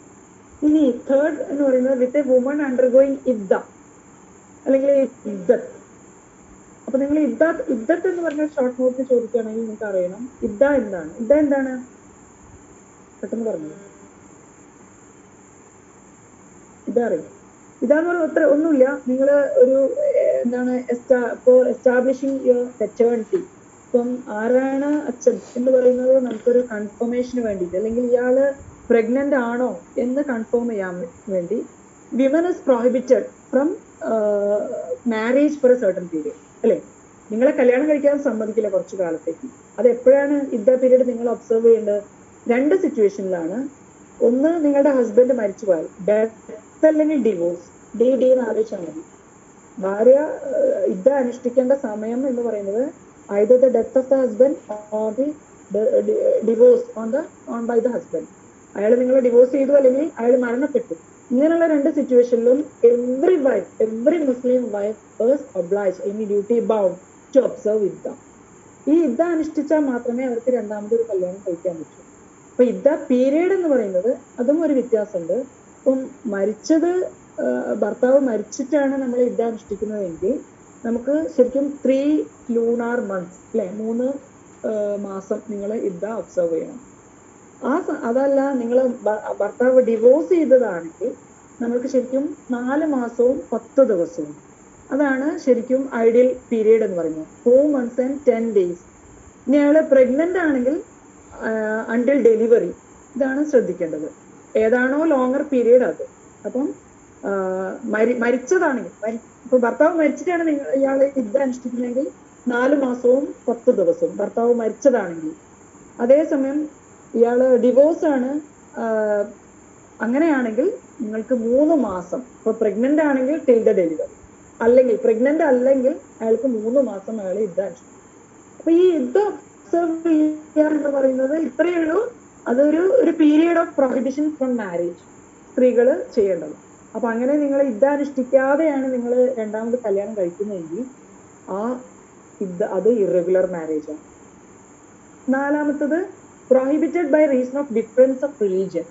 നിങ്ങൾ അന്യമതത്തിലുള്ള ഒരാളെയാണ് കല്യാണം കഴിക്കുന്നതെങ്കിൽ അതും നമ്മളെ ഇറഗുലർ മാരേജ് ആയിട്ടാണ് കണക്കാക്കുന്നത്. 5മത്തത് with a woman so related to each other by consanguinity. Consanguinity എന്ന് പറഞ്ഞ ബ്ലഡ് റിലേഷൻ. അപ്പൊ നിങ്ങൾ വൈഫിന്റെ ചേച്ചിയെ കഴിക്കുക, വൈഫ് ഇരിക്കെ തന്നെ വൈഫിന്റെ ചേച്ചിയെ നമുക്ക് ഒരിക്കലും കഴിക്കാൻ പാടില്ല. അതായത് സോ റിലേറ്റഡ് വിത്ത് ബ്ലഡ്, അല്ലെ, വൈഫും ഭാര്യയും അല്ലെങ്കിൽ നീസ് ആൻഡ് ഓണ്ട്, ഇവരെയൊന്നും കഴിക്കാൻ പാടില്ല. ഇതൊക്കെ ശരിക്കും ഇറഗുലർ മാരേജിന്റെ ഗ്രൗണ്ടാണ്. ഇനി ഇതിനെ നിങ്ങൾക്ക് റെക്ടിഫൈ ചെയ്യാൻ പറ്റും. നിങ്ങൾ ആലോചിച്ച് നോക്കൂ, വിത്തൗട്ട് വിറ്റ്നസ് ആണെങ്കിൽ നിങ്ങൾക്കൊരു വിറ്റ്നസിനെ അഡ്യൂസ് ചെയ്ത് കഴിഞ്ഞാൽ ആ കാര്യം ക്ലിയർ ആയി. 5th വൈഫ് ആണെങ്കിൽ നിങ്ങൾ ഏതെങ്കിലും ഒരു ഭാര്യയെ ഡിവോഴ്സ് ചെയ്ത് കഴിഞ്ഞാൽ അത് ക്ലിയർ ആയി. ഇനി അണ്ടർഗോയിങ് ഇദ്ദ, നോൺ ഒബ്സർവൻസ് ആണെങ്കിൽ ഇദ്ദ അനുഷ്ഠിച്ച് കല്യാണം പിന്നെയും അനുഷ്ഠിക്കാനുള്ള സമയം അയാൾക്ക് കൊടുത്തു കഴിഞ്ഞാൽ ഇത് ക്ലിയർ ആയി. ഇനി ഡിഫറൻസ് ഓഫ് റിലീജിയൻ ആണെങ്കിൽ എന്ത് ചെയ്യാം? നിങ്ങൾ പറയൂ. കൺവേർട്ട് ചെയ്യാം. Very good. നമുക്ക് കൺവേർട്ട് ചെയ്ത് റിലീജിയൻ അയാളെ നമ്മളെ മതത്തിലേക്ക് കൊണ്ടുവന്നാൽ ക്ലിയർ ആയി. ഇനി with a woman so related to each other, ഭാര്യയുടെ അനിയത്തിയെ കഴിക്കാനാണ് നിങ്ങൾക്ക് കഴിക്കണമെങ്കിൽ ഭാര്യ മരിച്ചിരിക്കുന്നത് വരെ വെയിറ്റ് ചെയ്യാം, അല്ലെങ്കിൽ അതേ ഉള്ളൂ ഒരു നിവർത്തി. അങ്ങനെ അത് കഴിഞ്ഞാൽ നിങ്ങൾക്ക് ആ മാരേജിനെ റെഗുലറൈസ് ചെയ്യാം. അപ്പൊ ഇത് നമുക്ക് ഇറഗുലർ മാരേജ് എന്നുള്ള കാറ്റഗറിയിൽ കൊണ്ടുവരാനുള്ള കാരണം ഇതൊക്കെ റിലേറ്റീവ് ആണ്. ആബ്സല്യൂട്ട് ആയിട്ട് നമുക്ക് പ്രോഹിബിറ്റ് ചെയ്യേണ്ട ആവശ്യമില്ല. ഇതൊക്കെ നമുക്ക് റെക്ടിഫൈ ചെയ്ത് നമുക്ക് അതിനെ വാലിഡ് അല്ലെങ്കിൽ റെഗുലർ മാരേജ് ആക്കാം. ഇത് മുസ്ലിം ലോയിൽ ഇറഗുലർ അല്ലെങ്കിൽ ഫാസിഡ് എന്ന് ചോദിക്കുകയാണെങ്കിൽ ഇത്, അല്ലെങ്കിൽ കൺസെപ്റ്റ് ഓഫ് മാരേജ് എന്ന് പറയുന്ന ഒരേ ചോദ്യമാണെങ്കിലും നിങ്ങൾക്ക് അതിൽ കാറ്റഗറീസ് ഓഫ് മാരേജ് പറയാം, പിന്നെ പ്രപ്പോസൽ ആക്ട് എസെൻഷ്യൽസ് പറയാം, പിന്നെ വോയിഡ് മാരേജ് ബത്തിൽ അതും പറയാം. ഇനി ഇദ്ദത്ത് പറയണോ? വേണ്ടല്ലോ, നിങ്ങൾക്ക് അറിയില്ലേ? ഒന്നുകിൽ marriage resolve by death or divorce. അതിനെ മാരേജിനെ പ്രോഹിബിറ്റ് ചെയ്യുന്നു. ഒരു കോണ്ടിനൻസ് പീരീഡ് എന്നാണ് പറയുന്നത്. കോണ്ടിനൻസ് ഇമ്പോസ്ഡ് ഓൺ എ വിമന്റെ മുകളിൽ ഇമ്പോസ് ചെയ്യുന്ന ഒരു കോണ്ടിനൻസ്. അതിന്റെ പേർപ്പസ് എന്ന് പറയുന്നത് ascertain whether a woman is pregnant and avoid any confusion as to paternity. അച്ഛൻ ആരാണെന്നുള്ള കൺഫ്യൂഷൻ ഒഴിവാക്കാം, അല്ലേ? ആ സമയം 3 മാസം കഴിഞ്ഞ് കഴിഞ്ഞാൽ ഡെഫിനറ്റ് ആയി, പിന്നെ നമുക്കത് ക്ലിയർ ആയി. ഇനി അതില് പീരീഡ് 3 മാസം ഡിവോഴ്സ് പറയണോ? നമ്മളിപ്പോ പറഞ്ഞല്ലേ? ഇനി ഞാൻ പോട്ടെ. Okay, right. ഇനി അവോയ്ഡബിൾ മാരേജ്. ഇനി നമുക്ക് സെറിമണീസ് ആണ്. ഹിന്ദു മാരേജിൽ നമ്മൾ ഓർഡറിൽ പോവുകയാണെങ്കിൽ സെക്ഷൻ 5 കഴിഞ്ഞു. 7 എസെൻഷ്യൽ കണ്ടീഷൻസ്. 5 എസെൻഷ്യൽ ആണെങ്കിൽ 7 സെറിമണീസ് ഫോർ മാരേജ്. അപ്പൊ സെറിമണീസിൽ നിങ്ങൾ ശ്രദ്ധിക്കേണ്ടത്, സെറിമണീസ് എന്ന് പറയുന്നത് നമ്മളെ ലോ ഡിമാൻഡ് ചെയ്യുന്നില്ല, അതൊരു മാൻഡേറ്ററി ആയിട്ട് വേണ്ട കാര്യമല്ല. നമുക്ക് സപ്തപതി എന്ന് പറയുന്നത് നിങ്ങൾ ഒബ്സർവ് ചെയ്യുന്നുണ്ടെങ്കിൽ ആവാം. നിങ്ങൾ ആ സെക്ഷൻ തന്നെ very section reads the marriage may be solemnised, വേണമെങ്കിൽ അങ്ങനെ സോളംനൈസ് ചെയ്യാം as per the customary rites or ceremonies, shastric rites. നിങ്ങൾ കന്യാദാനം അല്ലെങ്കിൽ എന്താണ് പുടവ കൊടുക്കുക അല്ലെങ്കിൽ പാണിഗ്രഹണം, ഇതൊക്കെ കസ്റ്റമറി റൈറ്റ്സ് ആൻഡ് റിച്വൽസ് ആണ്. സപ്തപതി അല്ലെ, taking 7 steps before the firewood, നിങ്ങൾ ആ ഫയറിന്റെ ചുറ്റും കാല് വെക്കുന്നത്, വിളക്കിന് പ്രദക്ഷിണം വെക്കുന്നത്, ഇതൊന്നും മാൻഡേറ്ററി ഇല്ല. ഒരു ചോദ്യം ഉണ്ടായിരുന്നു, how far the customers relevant according to Hindu marriage act എന്ന് പറയുന്നു. അപ്പൊ എല്ലാവരും സെക്ഷൻ 7 വെച്ച് എഴുതുകയാണ്. ഇവിടെ സെക്ഷൻ 7 പറയുന്നത് നിങ്ങൾ ആ സെറമണി ഒബ്സർവ് ചെയ്യുന്നുണ്ടെങ്കിൽ the marriage becomes complete and binding after the 7th step is taken. നിങ്ങൾ 7ാമത്തെ സ്റ്റെപ്പ് വെച്ച് കഴിഞ്ഞാൽ മാരേജ് വിൽ ബി കംപ്ലീറ്റ്. നിങ്ങൾ ആ 7th സ്റ്റെപ്പ് വെച്ചിട്ടില്ല എന്ന് വെച്ചാൽ മാരേജ് കംപ്ലീറ്റ് ആവാതിരിക്കുന്നില്ല. Marriage is always binding. നിങ്ങൾ ബാക്കിയുള്ള സെക്ഷൻ 5 എസെൻഷ്യൽ കണ്ടീഷൻസ് കംപ്ലൈ ചെയ്തോ, യുവർ മാരേജ് ഇസ് സോളംനൈസ്ഡ്. ഇത് സെറമണീസ് എസെൻഷ്യൽ ആണോ വെച്ചാൽ എസെൻഷ്യൽ അല്ല. പക്ഷേ if you are observing, okay, നിങ്ങൾ ഒബ്സർവ് ചെയ്തോളൂ. സപ്തപതി എന്ന് പറയുന്ന എസെൻഷ്യൽ കുറെ ഒരു പ്രോബ്ലം ഉണ്ടായിരുന്നു. സപ്തപതി എസെൻഷ്യൽ അയാള് ഒബ്സർവ് ചെയ്തില്ല എന്ന് പറഞ്ഞ ഭർത്താവ് മരിച്ചു. പിന്നെ ഭർത്താവിന്റെ സ്വത്തിന് വേണ്ടി ഭാര്യ മക്കള് തമ്മിൽ അടിയാണ്. ഭർത്താവിന്റെ ഫാമിലി, ഭർത്താവിന്റെ ബ്രദറും ഒരു ഭാഗം, ഭാര്യയും മക്കളും ഒരു ഭാഗം. അവരുടെ ഭർത്താവിന്റെ ബ്രദറിന്റെ കൺവെൻഷൻ എന്ന് പറഞ്ഞാൽ Saptapadi day didn't observe Saptapadi. അപ്പൊ അത് ഒരു ഇഷ്യൂവേ അല്ല. സപ്തപതി നിങ്ങൾ ഒബ്സർവ് ചെയ്തോ ഇല്ലയോ എന്നുള്ളത് എസെൻഷ്യൽ അല്ലാത്തതുകൊണ്ട് തന്നെ എല്ലാ കസ്റ്റമറി റൈറ്റ്സും എസെൻഷ്യൽ അല്ല. ഒരു പോയിന്റ് ചോദിച്ചോട്ടെ മാഡം, സപ്പോസ് മാരേജ് രജിസ്റ്റേർഡ് അല്ലെങ്കിൽ ഇതൊരു ഇഷ്യൂ ആയിട്ട് വരില്ലേ? അയ്യോ ഇല്ല, registration is not at all relevant. നമ്മളെ ഹിന്ദു മാരേജ് ആക്ട് ഒരിക്കലും രജിസ്റ്റർ കമ്പൽ ചെയ്യുന്നില്ല. രജിസ്ട്രേഷൻ ആകെ പറയുന്ന സ്പെഷ്യൽ മാരേജ് ആക്ട് മാത്രമേ ഉള്ളൂ. നിങ്ങൾക്ക് അവിടെ അവിടെ നിങ്ങൾക്ക് അത് മോസ്റ്റ് ഇമ്പോർട്ടന്റ് ഫാക്ടർ ആണ്. നിങ്ങൾ രജിസ്റ്റർ ചെയ്യണമെങ്കിൽ ഏജ് പ്രൂഫ് വേണം. നിങ്ങളുടെ ഏജ് പ്രൂഫ് ഇല്ലാതെ മാരേജ് ഒരിക്കലും രജിസ്റ്റർ ചെയ്യില്ല. നോട്ടീസ് കമ്പൽസറി ആണ്. ഇപ്പൊ രജിസ്ട്രേഷൻ എന്ന് ചോദിക്കുകയാണെങ്കിൽ, സ്പെഷ്യൽ മാരേജ് ആക്ടിൽ ചോദിക്കുകയാണെങ്കിൽ നിങ്ങൾ അത് കൃത്യമായിട്ട് എഴുതണം, 30 ഡേ നോട്ടീസ്. അപ്പൊ അതിൽ ഇപ്പൊ റീസെന്റ് ഇഷ്യൂസ്, നോട്ടീസ് വേണോ വേണ്ടോ, 30 ഡേയ്സ് വേണോ വേണ്ടോ, അതന്നെ ഒരു ഡിസാസ്റ്റർസ് ആയിട്ടുള്ള ഒരു ഇവന്റ് ആവും അല്ലെ. ഞങ്ങളുടെ എപ്പോഴും സ്പെഷ്യൽ മാരേജ് ആക്ട് പോകുന്ന ഇന്റർകാസ്റ്റ് മാരേജ് ആയിരിക്കും. അത് ഈ 1 month പ്രയർ നോട്ടീസ് കഴിഞ്ഞാൽ അവരെ കുടുംബപ്പെടുത്തുന്നതിന് തുല്യമാണ്. അവര് അച്ഛന്റെ അമ്മയുടെയും അല്ലെങ്കിൽ സമൂഹത്തിനെ അറിയിക്കാതെ ഇങ്ങനെ ഒരു മാരേജ് ചെയ്യുമ്പം ഇതിന് തടയിടാൻ വേണ്ടി ഒരു 30 ഡേയ്സ് പ്രയർ നോട്ടീസ് എന്ന് പറയുന്നത് വേണ്ട എന്നുള്ള. പക്ഷെ അത് ഇപ്പൊ മാൻഡേറ്ററി ആണോ അല്ലയോ എന്നുള്ള സബ്ജക്ട് ടു ദി ഡിബേറ്റ്, നമ്മൾ ഡിബേറ്റ് ചെയ്തുകൊണ്ടിരിക്കുകയാണ്. പക്ഷേ ഒരു ഹൈക്കോടതി അത് അവർക്ക് പാർട്ടിക്ക് താല്പര്യം ഉണ്ടെങ്കിൽ മാത്രം മതി എന്ന് പറയുന്നത്, അങ്ങനെ ഇഷ്യൂസ് ഒക്കെ ഉണ്ടാക്കുക. നിങ്ങൾ എഴുതിക്കോളൂ. യെസ്. അപ്പൊ നമ്മള് രജിസ്ട്രേഷൻ എന്ന് പറയുന്നത് നോട്ട് അറ്റ് ഓൾ കമ്പൽസറി. നമ്മൾ സ്റ്റേറ്റ് ഗവൺമെന്റ് പറയുന്ന സെക്ഷൻ 8 ആണ് രജിസ്ട്രേഷൻ ഡീൽ ചെയ്യുന്നത്. State government may makes rules for the registration. Compulsion ആക്കാനുള്ള rules government may take steps അത് മാൻഡേറ്ററി അല്ല. ഗവൺമെന്റ് വേണമെങ്കിൽ റൂൾ ഉണ്ട്. പക്ഷെ ഇപ്പൊ നമ്മൾ പഞ്ചായത്തിലൊക്കെ ഇത് മാരേജ് രജിസ്റ്റർ ചെയ്യണം എന്നുള്ളത് ഒരു ഇത് വന്നിട്ടുണ്ട്. മാരേജ് രജിസ്റ്റർ ചെയ്താൽ അതൊരു പ്രൂഫായി, അതൊരു വാലിഡ് പ്രൂഫ് ആണെന്ന് മാത്രമേ ഉള്ളൂ. അല്ലാതെ marriage is not at all depend upon the registration. നിങ്ങളുടെ മാരേജിന്റെ രജിസ്ട്രേഷൻ ഡിപെൻഡ് ചെയ്തിട്ടുള്ള മാരേജിന്റെ വാലിഡിറ്റി. യെസ്. അപ്പൊ നമ്മള് സെറമണീസ് എന്ന് പറയുന്ന ആവശ്യമില്ല എന്നുള്ളതാണ്. സപ്തപതി ഒന്നും എസെൻഷ്യൽ അല്ല. അവര് പ്രോപ്പർട്ടി ക്ലെയിം വരുമ്പോൾ സപ്തപതി ഇല്ല എന്ന് പറഞ്ഞോ അല്ലെങ്കിൽ സെറമണീസ് ഇല്ല എന്ന് പറഞ്ഞോ കോടതി മാരേജിനെ ഇൻവാലിഡേറ്റ് ചെയ്യാൻ പറ്റില്ല. യെസ്. ഇനി സെക്ഷൻ 8 രജിസ്ട്രേഷൻ ആണ് നമ്മൾ പറഞ്ഞു കഴിഞ്ഞു. Section 9 restitution. ഇത് ഇമ്പോർട്ടന്റ് ആയിട്ട് വരുന്ന ഒരു ഏരിയ ആണ്.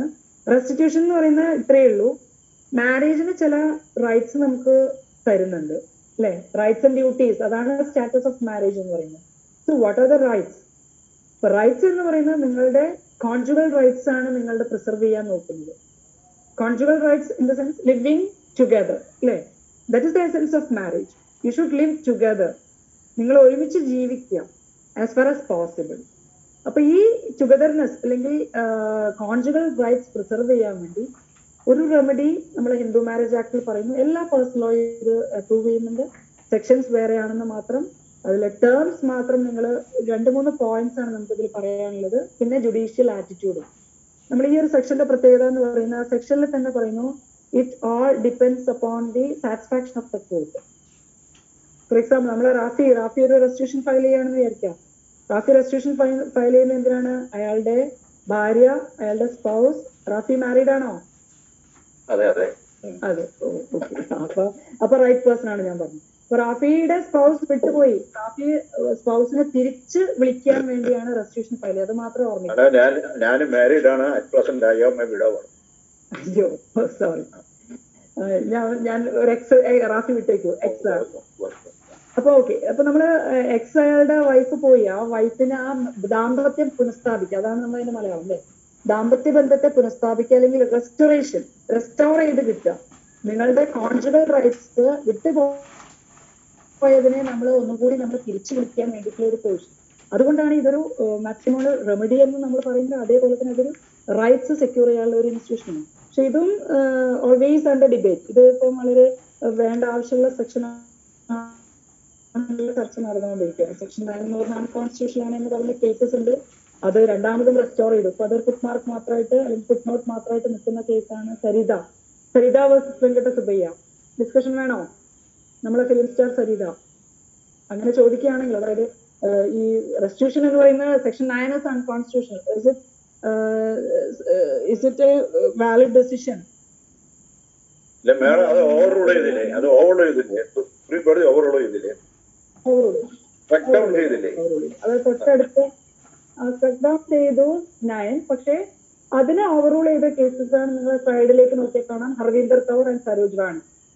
സരിത കേസില് സരിത അവര് വളരെ ഭയങ്കര ഫേമസ് ആയിട്ടുള്ള ഒരു ആക്ട്രസ് ആണ്. അവർ കല്യാണം കഴിച്ചു ആന്ധ്രക്കാരനെ. പക്ഷെ അവള് കോയമ്പത്തൂരില് ബിസി വിത്ത് ഹെർ ഫിലിംസ്, അങ്ങനെ തിരിച്ചു വരില്ല എന്ന് പറഞ്ഞു. ഹസ്ബൻഡ് ഫയൽഡ് RCR, നമ്മൾ RCR എന്നാ പറയുന്നത്.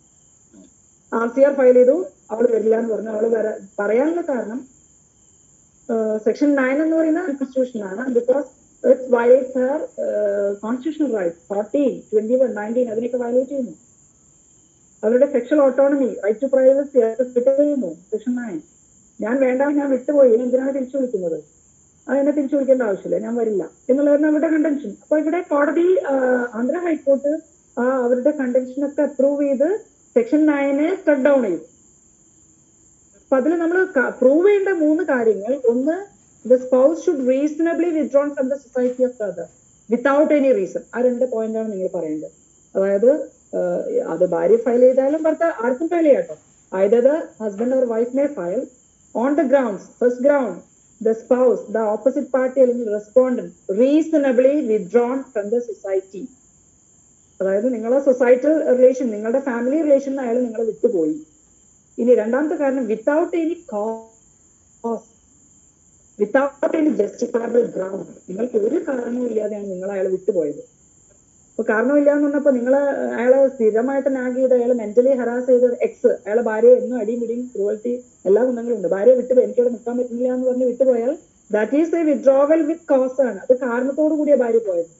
ഇതെല്ലാം ഞാൻ ഉദ്ദേശിക്കുന്നത്. ഒരു കാരണവും ഇല്ലാതെ ഒരു സ്പൗസ് ഒരാളെ വിട്ടുപോയാൽ അതിനെ നമ്മള് ആ വിട്ടുപോയതിനെ നമുക്ക് തിരിച്ചു കൊണ്ടുവരാനുള്ള ഒരു റൈറ്റ് നിങ്ങൾക്ക് ഉണ്ടാവും. നിങ്ങൾക്കൊരു പെറ്റീഷൻ ഫയൽ ചെയ്യാം. അതിനെ നമ്മൾ RCR എന്ന് പറയുന്നത്. അങ്ങനെ നിങ്ങൾ RCR ഫയൽ ചെയ്ത് കഴിഞ്ഞാൽ കോടതി അത് subject to satisfaction of the കോടതി. കോടതി ഏതാണ് പാർട്ടീസ് പറയുന്നത് ശരിയാണെന്ന് കോടതിക്ക് നോക്കണം. അങ്ങനെ കോടതി അതിൽ സാറ്റിസ്ഫൈഡ് ആണെന്ന് കണ്ടാൽ കോടതിക്ക് ശരി, ഇത് ജെന്യൂൻ ആണ്, ഇയാള് വിട്ടുപോയത് ഒരു കാരണവും ഇല്ലാതെയാണെന്ന് കോടതിക്ക് ബോധ്യപ്പെട്ടാൽ court will grant RCR. Many cases court may deny RCR. ചില കേസസിലൊക്കെ ഫോർ എക്സാമ്പിൾ ഭാര്യ ജോലി അയാളുടെ ഒരു ലൈഫ് ഡ്രീമാണ്, ജോലിക്ക് വേണ്ടിയാണ് ഭാര്യ വിട്ടുപോയത്. അപ്പൊ അയാളുടെ ശരിക്കും ഒരു repeated demand on the part of the husband to resign the job. പക്ഷെ അവര് കൂട്ടാക്കുന്നില്ല, അവര് റിസൈൻ ചെയ്യുന്നില്ല. അങ്ങനെ വരുമ്പോൾ is it a valid reason? ഇത് ജസ്റ്റിഫയബിൾ ആണോ? അങ്ങനെ പ്രോബ്ലം വരും കേട്ടോ. അപ്പൊ നിങ്ങൾ ആലോചിക്കേണ്ടത് എത്രയാണ്, റീസണബിൾ ഗ്രൗണ്ട് ഉണ്ടോ അയാൾ പോവാൻ? അങ്ങനെയാണെങ്കിൽ ഒരിക്കലും റെസ്റ്റിറ്റ്യൂഷൻ ഗ്രാന്റ് ചെയ്യില്ല. കാരണം അയാൾ വിട്ടുപോയത് അയാളുടെ ജോലി എന്നുള്ള ആവശ്യത്തിനാണ്. അപ്പൊ ജോലിക്ക് വേണ്ടി അയാൾ പോയിട്ടുണ്ടെങ്കിൽ ആ ജോലി നീ രാജിവെച്ച് എന്റെ അടുത്ത് വരൂ എന്ന് പറയാനുള്ള പവർ ഭർത്താവിനില്ല. ആരാണെങ്കിലും സ്പൗസ്, ഭാര്യയാണെങ്കിൽ ഭർത്താവാണ്. അപ്പൊ റീസണബിൾ ഗ്രൗണ്ട് ഉണ്ടോ നോക്കുക, കോസ് ഇല്ലാതെ പോയിട്ടുണ്ടോ നോക്കുക. ആ 2 കാരണങ്ങൾ നിങ്ങൾക്ക് സബ്സ്റ്റാൻഷിയേറ്റ് ചെയ്യാൻ പറ്റുമെങ്കിൽ പ്രോബ്ലത്തിൽ അങ്ങനെ ഉണ്ടെങ്കിൽ. ഒരു കേസ് ഉണ്ടായിരുന്നു, ഭർത്താവ് കണ്ണ് കാണാതെ ആയപ്പോ ഭാര്യ ഇട്ടുപോയി. Is it a reasonable ground? അല്ലെങ്കിൽ can the court grant RCR? അപ്പൊ ഇവിടെ കോടതി പറയുന്നത് അതിന്റെ ആവശ്യമില്ല. അയാള് കണ്ണ് എന്ന് പറയുന്ന ഒരു മനുഷ്യന്റെ ഏറ്റവും പ്രഷ്യസ് ആയിട്ടുള്ള ഒരു ഓർഗനാണ്. അതില്ലെങ്കിൽ പിന്നെ എന്തിനാണ് ജീവിതം? അപ്പൊ അതുകൊണ്ട് തന്നെ കല്യാണം കഴിഞ്ഞ ആഫ്റ്റർ 6 months ആണ് ഇത് സംഭവിച്ചത്. ഭാര്യ ഇട്ടുപോയി. അപ്പൊ ഇവിടെ ഭർത്താവ് RCR ഫയൽ ചെയ്ത് കോടതി ഡിനൈ ചെയ്തു. ഇങ്ങനെ കേസസ് ഒക്കെ വരും. അപ്പൊ നിങ്ങളത് യുക്തിസില് നേരത്തെ പറഞ്ഞ പോലെ സരീതയില് സെക്ഷൻ 9 അൺകോൺസ്റ്റിറ്റ്യൂഷണൽ ആണെന്ന് പറഞ്ഞു. അപ്പോ അതിനെ തൊട്ട് ഒരു 5-6 മാസം കഴിഞ്ഞിട്ടാണ് 83-ലാണത് 84-ൽ തന്നെ ഹർവീന്ദർ കൗർ ഡൽഹി ഹൈക്കോടതിന്റെ ഡിസിഷൻ അത് പ്രോപ്പർ ആണ്. ശരിക്കും സെക്ഷൻ 9 എന്ന് പറയുന്നത് ഇന്റൻഷൻ ഓഫ് ദ ലെജിസ്ലേച്ചർ, അതാണ് നമ്മൾ നോക്കേണ്ടത്. That was good. ആ ഇന്റൻഷൻ എന്ന് പറയുന്നത് മാരേജ് പ്രിസർവ് ചെയ്യുക as far as it is possible. ഒരു റീകൺസിലേഷൻ അല്ലെ, നിങ്ങളൊരു മൊമെന്ററി ആയിട്ട് നിങ്ങളൊരു തർക്കത്തിൽ നിങ്ങൾ വിട്ടുപോയിട്ടുണ്ടെങ്കിലും അയാൾ തിരിച്ചു വരാൻ അയാൾക്കൊരു chance, if there is A possibility of reconciliation or rethinking, അതിനുവേണ്ടി ഒരു ചാൻസ് കൊടുക്കണം നിയമം തന്നെ. അപ്പൊ അതൊരു റെമഡി ആയിട്ട് നിൽക്കുകയാണ്. നിങ്ങൾക്ക് RCR ഫയൽ ചെയ്യുകയാണെങ്കിൽ ചിലപ്പോൾ ഭാര്യ അല്ലെങ്കിൽ ഭർത്താവ് അയാൾ തിരിച്ചു വരികയാണെങ്കിലോ ആ മാരേജ് ഇൻസ്റ്റിറ്റ്യൂഷനെ പ്രിസർവ് ചെയ്യാം. അപ്പം സരോജ റാണിയാണോ മേഡം? ഒരു സംശയം, സരോജ റാണിയാണോ? യെസ്, ഞാൻ പറയാം. സരോജ റാണി സുപ്രീം കോടതി. നമ്മളിപ്പോ ഈ രണ്ട് പറഞ്ഞ കേസും ഹൈക്കോടതി ഡിസിഷൻ ആണ്. അപ്പൊ എപ്പോഴും നമുക്ക് പ്രസിഡന്റ് ആയിട്ട് നിൽക്കുന്ന ഹയർ കോർട്ടിന്റെയാണ്. അപ്പൊ സുപ്രീം കോടതിയുടെ ഡിസിഷൻ ആണ് എപ്പോഴും നമ്മൾ കോട്ട് ചെയ്യേണ്ടത്. സരോജ റാണി വേഴ്സസ് സുദർശൻ കുമാർ ചന്ദ്ര, അതില് സുപ്രീം കോടതി ഡിസൈഡ് ചെയ്തു ഈ സെക്ഷൻ 9 എന്ന് പറയുന്ന പ്രിസർവ് ചെയ്യുന്നത് ഇന്റൻഷൻ ഓഫ് ദ ലെജിസ്ലേച്ചർ, അതാണ് നമ്മൾ നോക്കേണ്ടത്. It is constitutional. അതിൽ യാതൊരു വയലേഷനും ഇല്ല, കോൺസ്റ്റിറ്റ്യൂഷന്റെ ഒരു റൈറ്റും വയലേറ്റ് ചെയ്യുന്നില്ല. സരിത ഡിമാൻഡ് ചെയ്തത് സെക്ഷൽ ഓട്ടോണമിയാണ്. എന്നെ തിരിച്ചു വിളിക്കുന്നത് അത് സെക്ഷൻ 9 എന്ന് പറയുന്ന ഒരു എഞ്ചിൻ ഓഫ് ഒപ്രഷൻ ആണ്, അല്ലെങ്കിൽ അതൊരു ബാർബാറസ് ആണ്, അല്ലെങ്കിൽ അൺസിവിലൈസ്ഡ് ആണ്. ഇതൊക്കെയായിരുന്നു അവരുടെ കൺവെൻഷൻ. അതിനൊക്കെ ആ കോടതി, ആന്ധ്ര ഹൈക്കോർട്ട് അതിനെ അപ്രൂവ് ചെയ്തു. പക്ഷേ നമ്മൾ ഹർവീന്ദറിലേക്ക് വന്നപ്പം എന്താണ്, A bull in A China shop എന്ന് പറയുന്ന പോലെ കോൺസ്റ്റിറ്റ്യൂഷനെ നിങ്ങൾ ഒരിക്കലും ഫാമിലി ലോയിലേക്ക് കൊണ്ടുവരരുത് അല്ലേ? ഒരു ചൈന ക്രോക്കറീസ് ഒക്കെ ചൈന മെറ്റൽസിന്റെ സാധനങ്ങളിലേക്ക് ഒരു ബുള്ളിനെ വിട്ടാൽ എങ്ങനെ ഉണ്ടാവും? ഒക്കെ തച്ചുടക്കും. അതേപോലെയാണ് നിങ്ങൾ അങ്ങനെ മാരേജിനെ നമുക്ക് ഒരിക്കലും അങ്ങനെ പ്രിസർവ് ചെയ്യാൻ പറ്റില്ല. കോൺസ്റ്റിറ്റ്യൂഷണൽ പ്രൊട്ടക്റ്റഡ് റൈറ്റും നമ്മൾ ഈ ഫാമിലി ലോയും നമ്മൾ ലിങ്ക് ചെയ്യുകയാണെങ്കിൽ. അപ്പൊ അതുകൊണ്ട് സെക്ഷൽ ഓട്ടോണമി എന്ന് പറയുന്ന മാരേജ് എന്ന് പറയുന്നത് not only for sexual relationship. അതൊരു നിങ്ങളുടെ ഒരു സ്പൗസ് എന്ന് പറയുന്നത് നിങ്ങളുടെ ഒരു കമ്പാനിയൻ ആണ്, അല്ലെങ്കിൽ ഒരു കൺസോർഷ്യമാണ്. കൺസോർഷ്യത്തിന് വേണ്ടി അല്ലെങ്കിൽ കമ്പാനിയൻഷിപ്പിന് വേണ്ടിയിട്ടാണ് നിങ്ങളുടെ ആ ലിവിങ് ടുഗദർ അല്ലെങ്കിൽ കോൺജുഗൽ റൈറ്റ്സ് ഉള്ളത്. Not only for sexual life, അതല്ല എന്നുള്ള ഒരു തിരിച്ചറിവ് കോടതി അത് ശരിവെച്ചു. ഡൽഹി ഹൈക്കോർട്ടിന്റെ ഡിസിഷന് സരോജ് റാണി സുപ്രീം കോടതി ശരിവെച്ച കുറെ കൊല്ലം തന്നെയാണ്, അതിന് അധികം ആയിട്ടില്ല. അപ്പൊ നമ്മളെപ്പോഴും പറയും സരിതയുടെ കേസ് ഇപ്പോൾ ഒരു ഫുട് നോട്ട് ആയിട്ട് നിൽക്കും, അല്ലാതെ നമുക്ക് അതിൽ യാതൊരു റിലവൻസും ഇല്ല. സെക്ഷൻ 9 റീകോൺസ്റ്റിറ്റ്യൂട്ട്, അത് അങ്ങനെ തന്നെ സെക്ഷൻ ഇപ്പോഴും ഉണ്ട്. അപ്പൊ RCR ക്ലിയർ ആയല്ലോ, ഹിന്ദു ലോല RCR ക്ലിയർ ആയല്ലോ. യെസ്. അപ്പൊ നമ്മളിങ്ങനെ പിന്നെയും പറയാറുണ്ട് ഇത് റെസ്റ്റിറ്റ്യൂഷനും ഇനി ഒരു ജുഡീഷ്യൽ സെപ്പറേഷൻ കൂടി ഞാൻ രണ്ടും കൂടി പറഞ്ഞിട്ട് ഒരുമിച്ച് പറയാം. എന്റെ ഒരു വേറെ കാര്യം കൂടി, ഒരു സ്പ്രിംഗ് ബോർഡ് ആണ് ഈ റെസ്റ്റിറ്റ്യൂഷൻ പെറ്റീഷൻ നിങ്ങൾ ഫയൽ ചെയ്യുന്ന ഒരു സ്പ്രിംഗ് ബോർഡ് ആയിട്ട് നിൽക്കും എന്ന് പറയും. അതായത് റെസ്റ്റിറ്റ്യൂഷൻ നിങ്ങൾ ഫയൽ ചെയ്ത് 1 ഇയർ കഴിഞ്ഞു, നിങ്ങൾക്ക് യാതൊരു മാറ്റവും ഇല്ല, ഒരു റീകൺസിലിയേഷൻ നടന്നിട്ടില്ലെങ്കിൽ നിങ്ങൾക്ക് ആ ഒരു non compliance of RCR degree point out ചെയ്തുകൊണ്ട് നിങ്ങൾക്ക് ഡിവോഴ്സിനുള്ള ഒരു ഗ്രൗണ്ടാണ് 13(1)(a). അതിൽ 2 ഗ്രൗണ്ട്സ് ഉണ്ട്. ഒന്ന് non resumption of cohabitation after judicial separation. Judicial separation കഴിഞ്ഞ് നിങ്ങൾ ബന്ധം പുനഃസ്ഥാപിച്ചിട്ടില്ലെങ്കിൽ നിങ്ങൾ രണ്ടാമതും നിങ്ങൾക്ക് 1 ഇയർ വെയിറ്റ് ചെയ്താൽ നിങ്ങൾക്ക് ഡിവോഴ്സിന് അതൊരു ഗ്രൗണ്ട്, വേറെ ഒരു ഗ്രൗണ്ട് നിങ്ങൾ കാണിക്കും. അതേപോലെ RCR ഫയൽ ചെയ്തു, 1 ഇയർ കഴിഞ്ഞു, നിങ്ങൾക്ക് ഫേവറായിട്ട് കിട്ടി, എക്സ് ഭാര്യ വൈ തിരിച്ചു വരണമെന്ന് കോടതി ഓർഡർ ഇട്ടു, പക്ഷെ വൈ അനങ്ങുന്നില്ല, വൈ അവിടെ തന്നെ ഇരിക്കുന്നു, എക്സ് ഇവിടെ തന്നെ. ഇപ്പൊ 1 ഇയർ കഴിഞ്ഞ് ഈ എക്സും വൈയും ഒരു പെറ്റീഷൻ ആർക്ക് വേണമെങ്കിലും ഫയൽ ചെയ്യാം, എക്സിനും വൈക്കും ഫയൽ ചെയ്യാം. Non compliance of RCR degree, അതാണ് കാരണം. അങ്ങനെ പറഞ്ഞാൽ നിങ്ങൾക്ക് ഡിവോഴ്സിന് വേറൊരു ഗ്രൗണ്ടും കാണിക്കാതെ നിങ്ങൾക്ക് അത് ഒരു ഗ്രൗണ്ടായിട്ട് നിൽക്കും. അപ്പൊ അതുകൊണ്ടാണ് നമ്മൾ ഇതിനെ സ്പ്രിംഗ് ബോർഡ് എന്ന് പറയുന്നത്. സ്പ്രിംഗ് ബോർഡ് നമ്മൾ ഉപയോഗിക്കുന്നതിനാ ഡൈവ് ചെയ്യുമ്പോൾ ഒരു ചാട്ടം കുറച്ചും കൂടി സ്പീഡ് ആവും അല്ലെ, സ്പ്രിംഗ് ബോർഡിൽ കയറി ചാടിക്കഴിഞ്ഞാൽ. അതേപോലെ നിങ്ങൾക്ക് ഡിവോഴ്സ് കിട്ടാൻ ഒരു ഹാഫ് വേ ടു ഡിവോഴ്സ് ഒരു സെക്ഷനായിട്ട് സെക്ഷൻ 9 നിൽക്കുന്നത്. അപ്പൊ നമ്മൾ അതിനെ ക്രിട്ടിസൈസ് ചെയ്യുന്ന ഈ കാരണങ്ങൾ കൊണ്ടാണ്. ഇപ്പൊ എത്രയോ കേസ് പെൻഡിങ് ആണല്ലേ, ജുഡീഷ്യറിയുടെ ശാപമാണ് പെൻഡിങ്നെസ് എന്ന് പറയുന്നത്. നിങ്ങൾ ആദ്യം RCR ഫയൽ ചെയ്യുക, പിന്നെ 1 ഇയർ വെയിറ്റ് ചെയ്യുക, പിന്നെ അത് നോൺ കംപ്ലയൻസ് കാണിച്ച് നിങ്ങൾക്ക് ഡിവോഴ്സിന് പറ്റുക. അപ്പൊ എത്ര ടൈമാണ്, എന്തോരം ടൈമാണ് ജുഡീഷ്യറിയുടെ കളയുന്നത്. അതൊരു മോക്കറി ആയിട്ടുള്ള ഒരു പ്രൊവിഷനാണ് എന്നൊക്കെ ക്രിട്ടിസൈസ് ചെയ്യുന്നത്. പക്ഷെ നമ്മളൊന്നും കേൾക്കേണ്ട ആവശ്യമില്ല. നമുക്ക് മാരേജിനെ പ്രിസർവ് ചെയ്യുക എന്ന് പറയുന്ന ഒരേ ഒരു ലക്ഷ്യം. യെസ്. ഇനി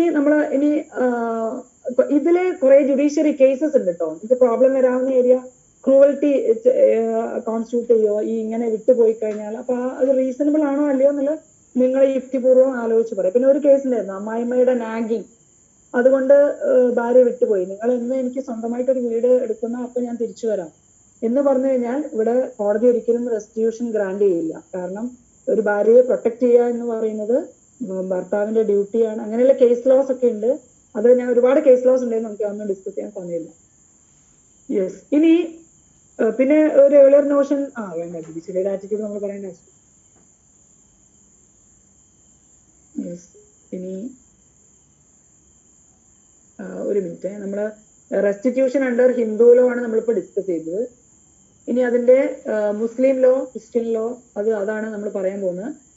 റെസ്റ്റിറ്റ്യൂഷൻ ഡിവോഴ്സിൽ സെക്ഷൻ 32, ഇത് തന്നെ 32 പറഞ്ഞാൽ ഡിവോഴ്സ് ആക്ട് ആയി. സ്പെഷ്യൽ മാരേജ് ആക്ട് ആകുമ്പോൾ നമ്മൾ 22 പറഞ്ഞാൽ മതി.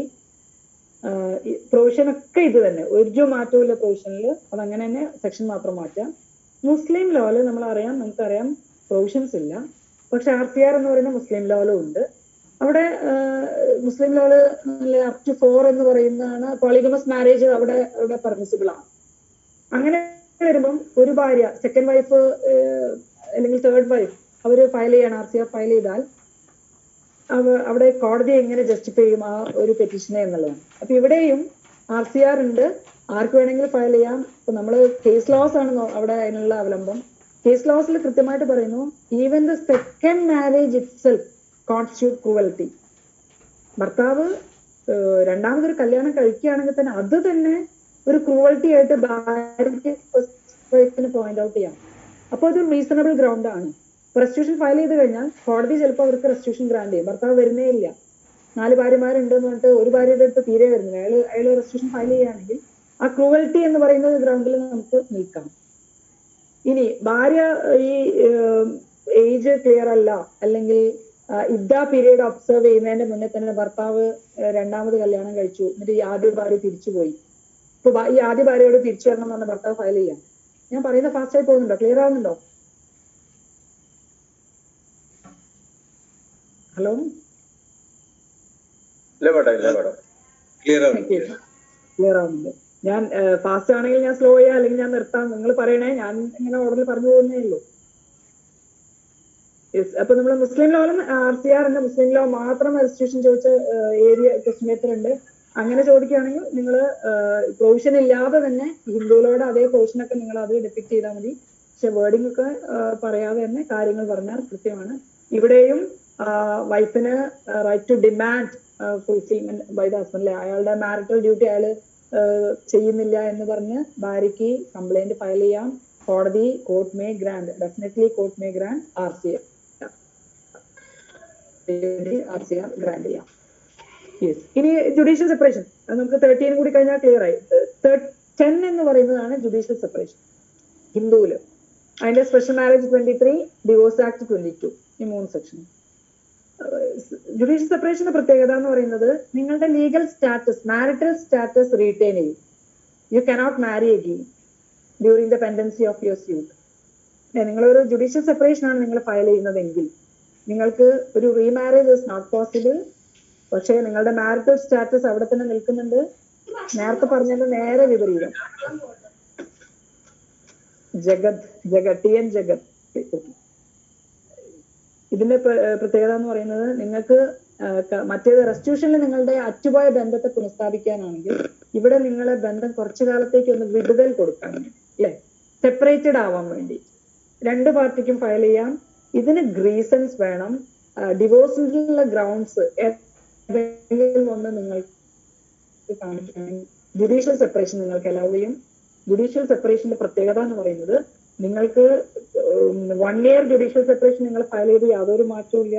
നിങ്ങൾ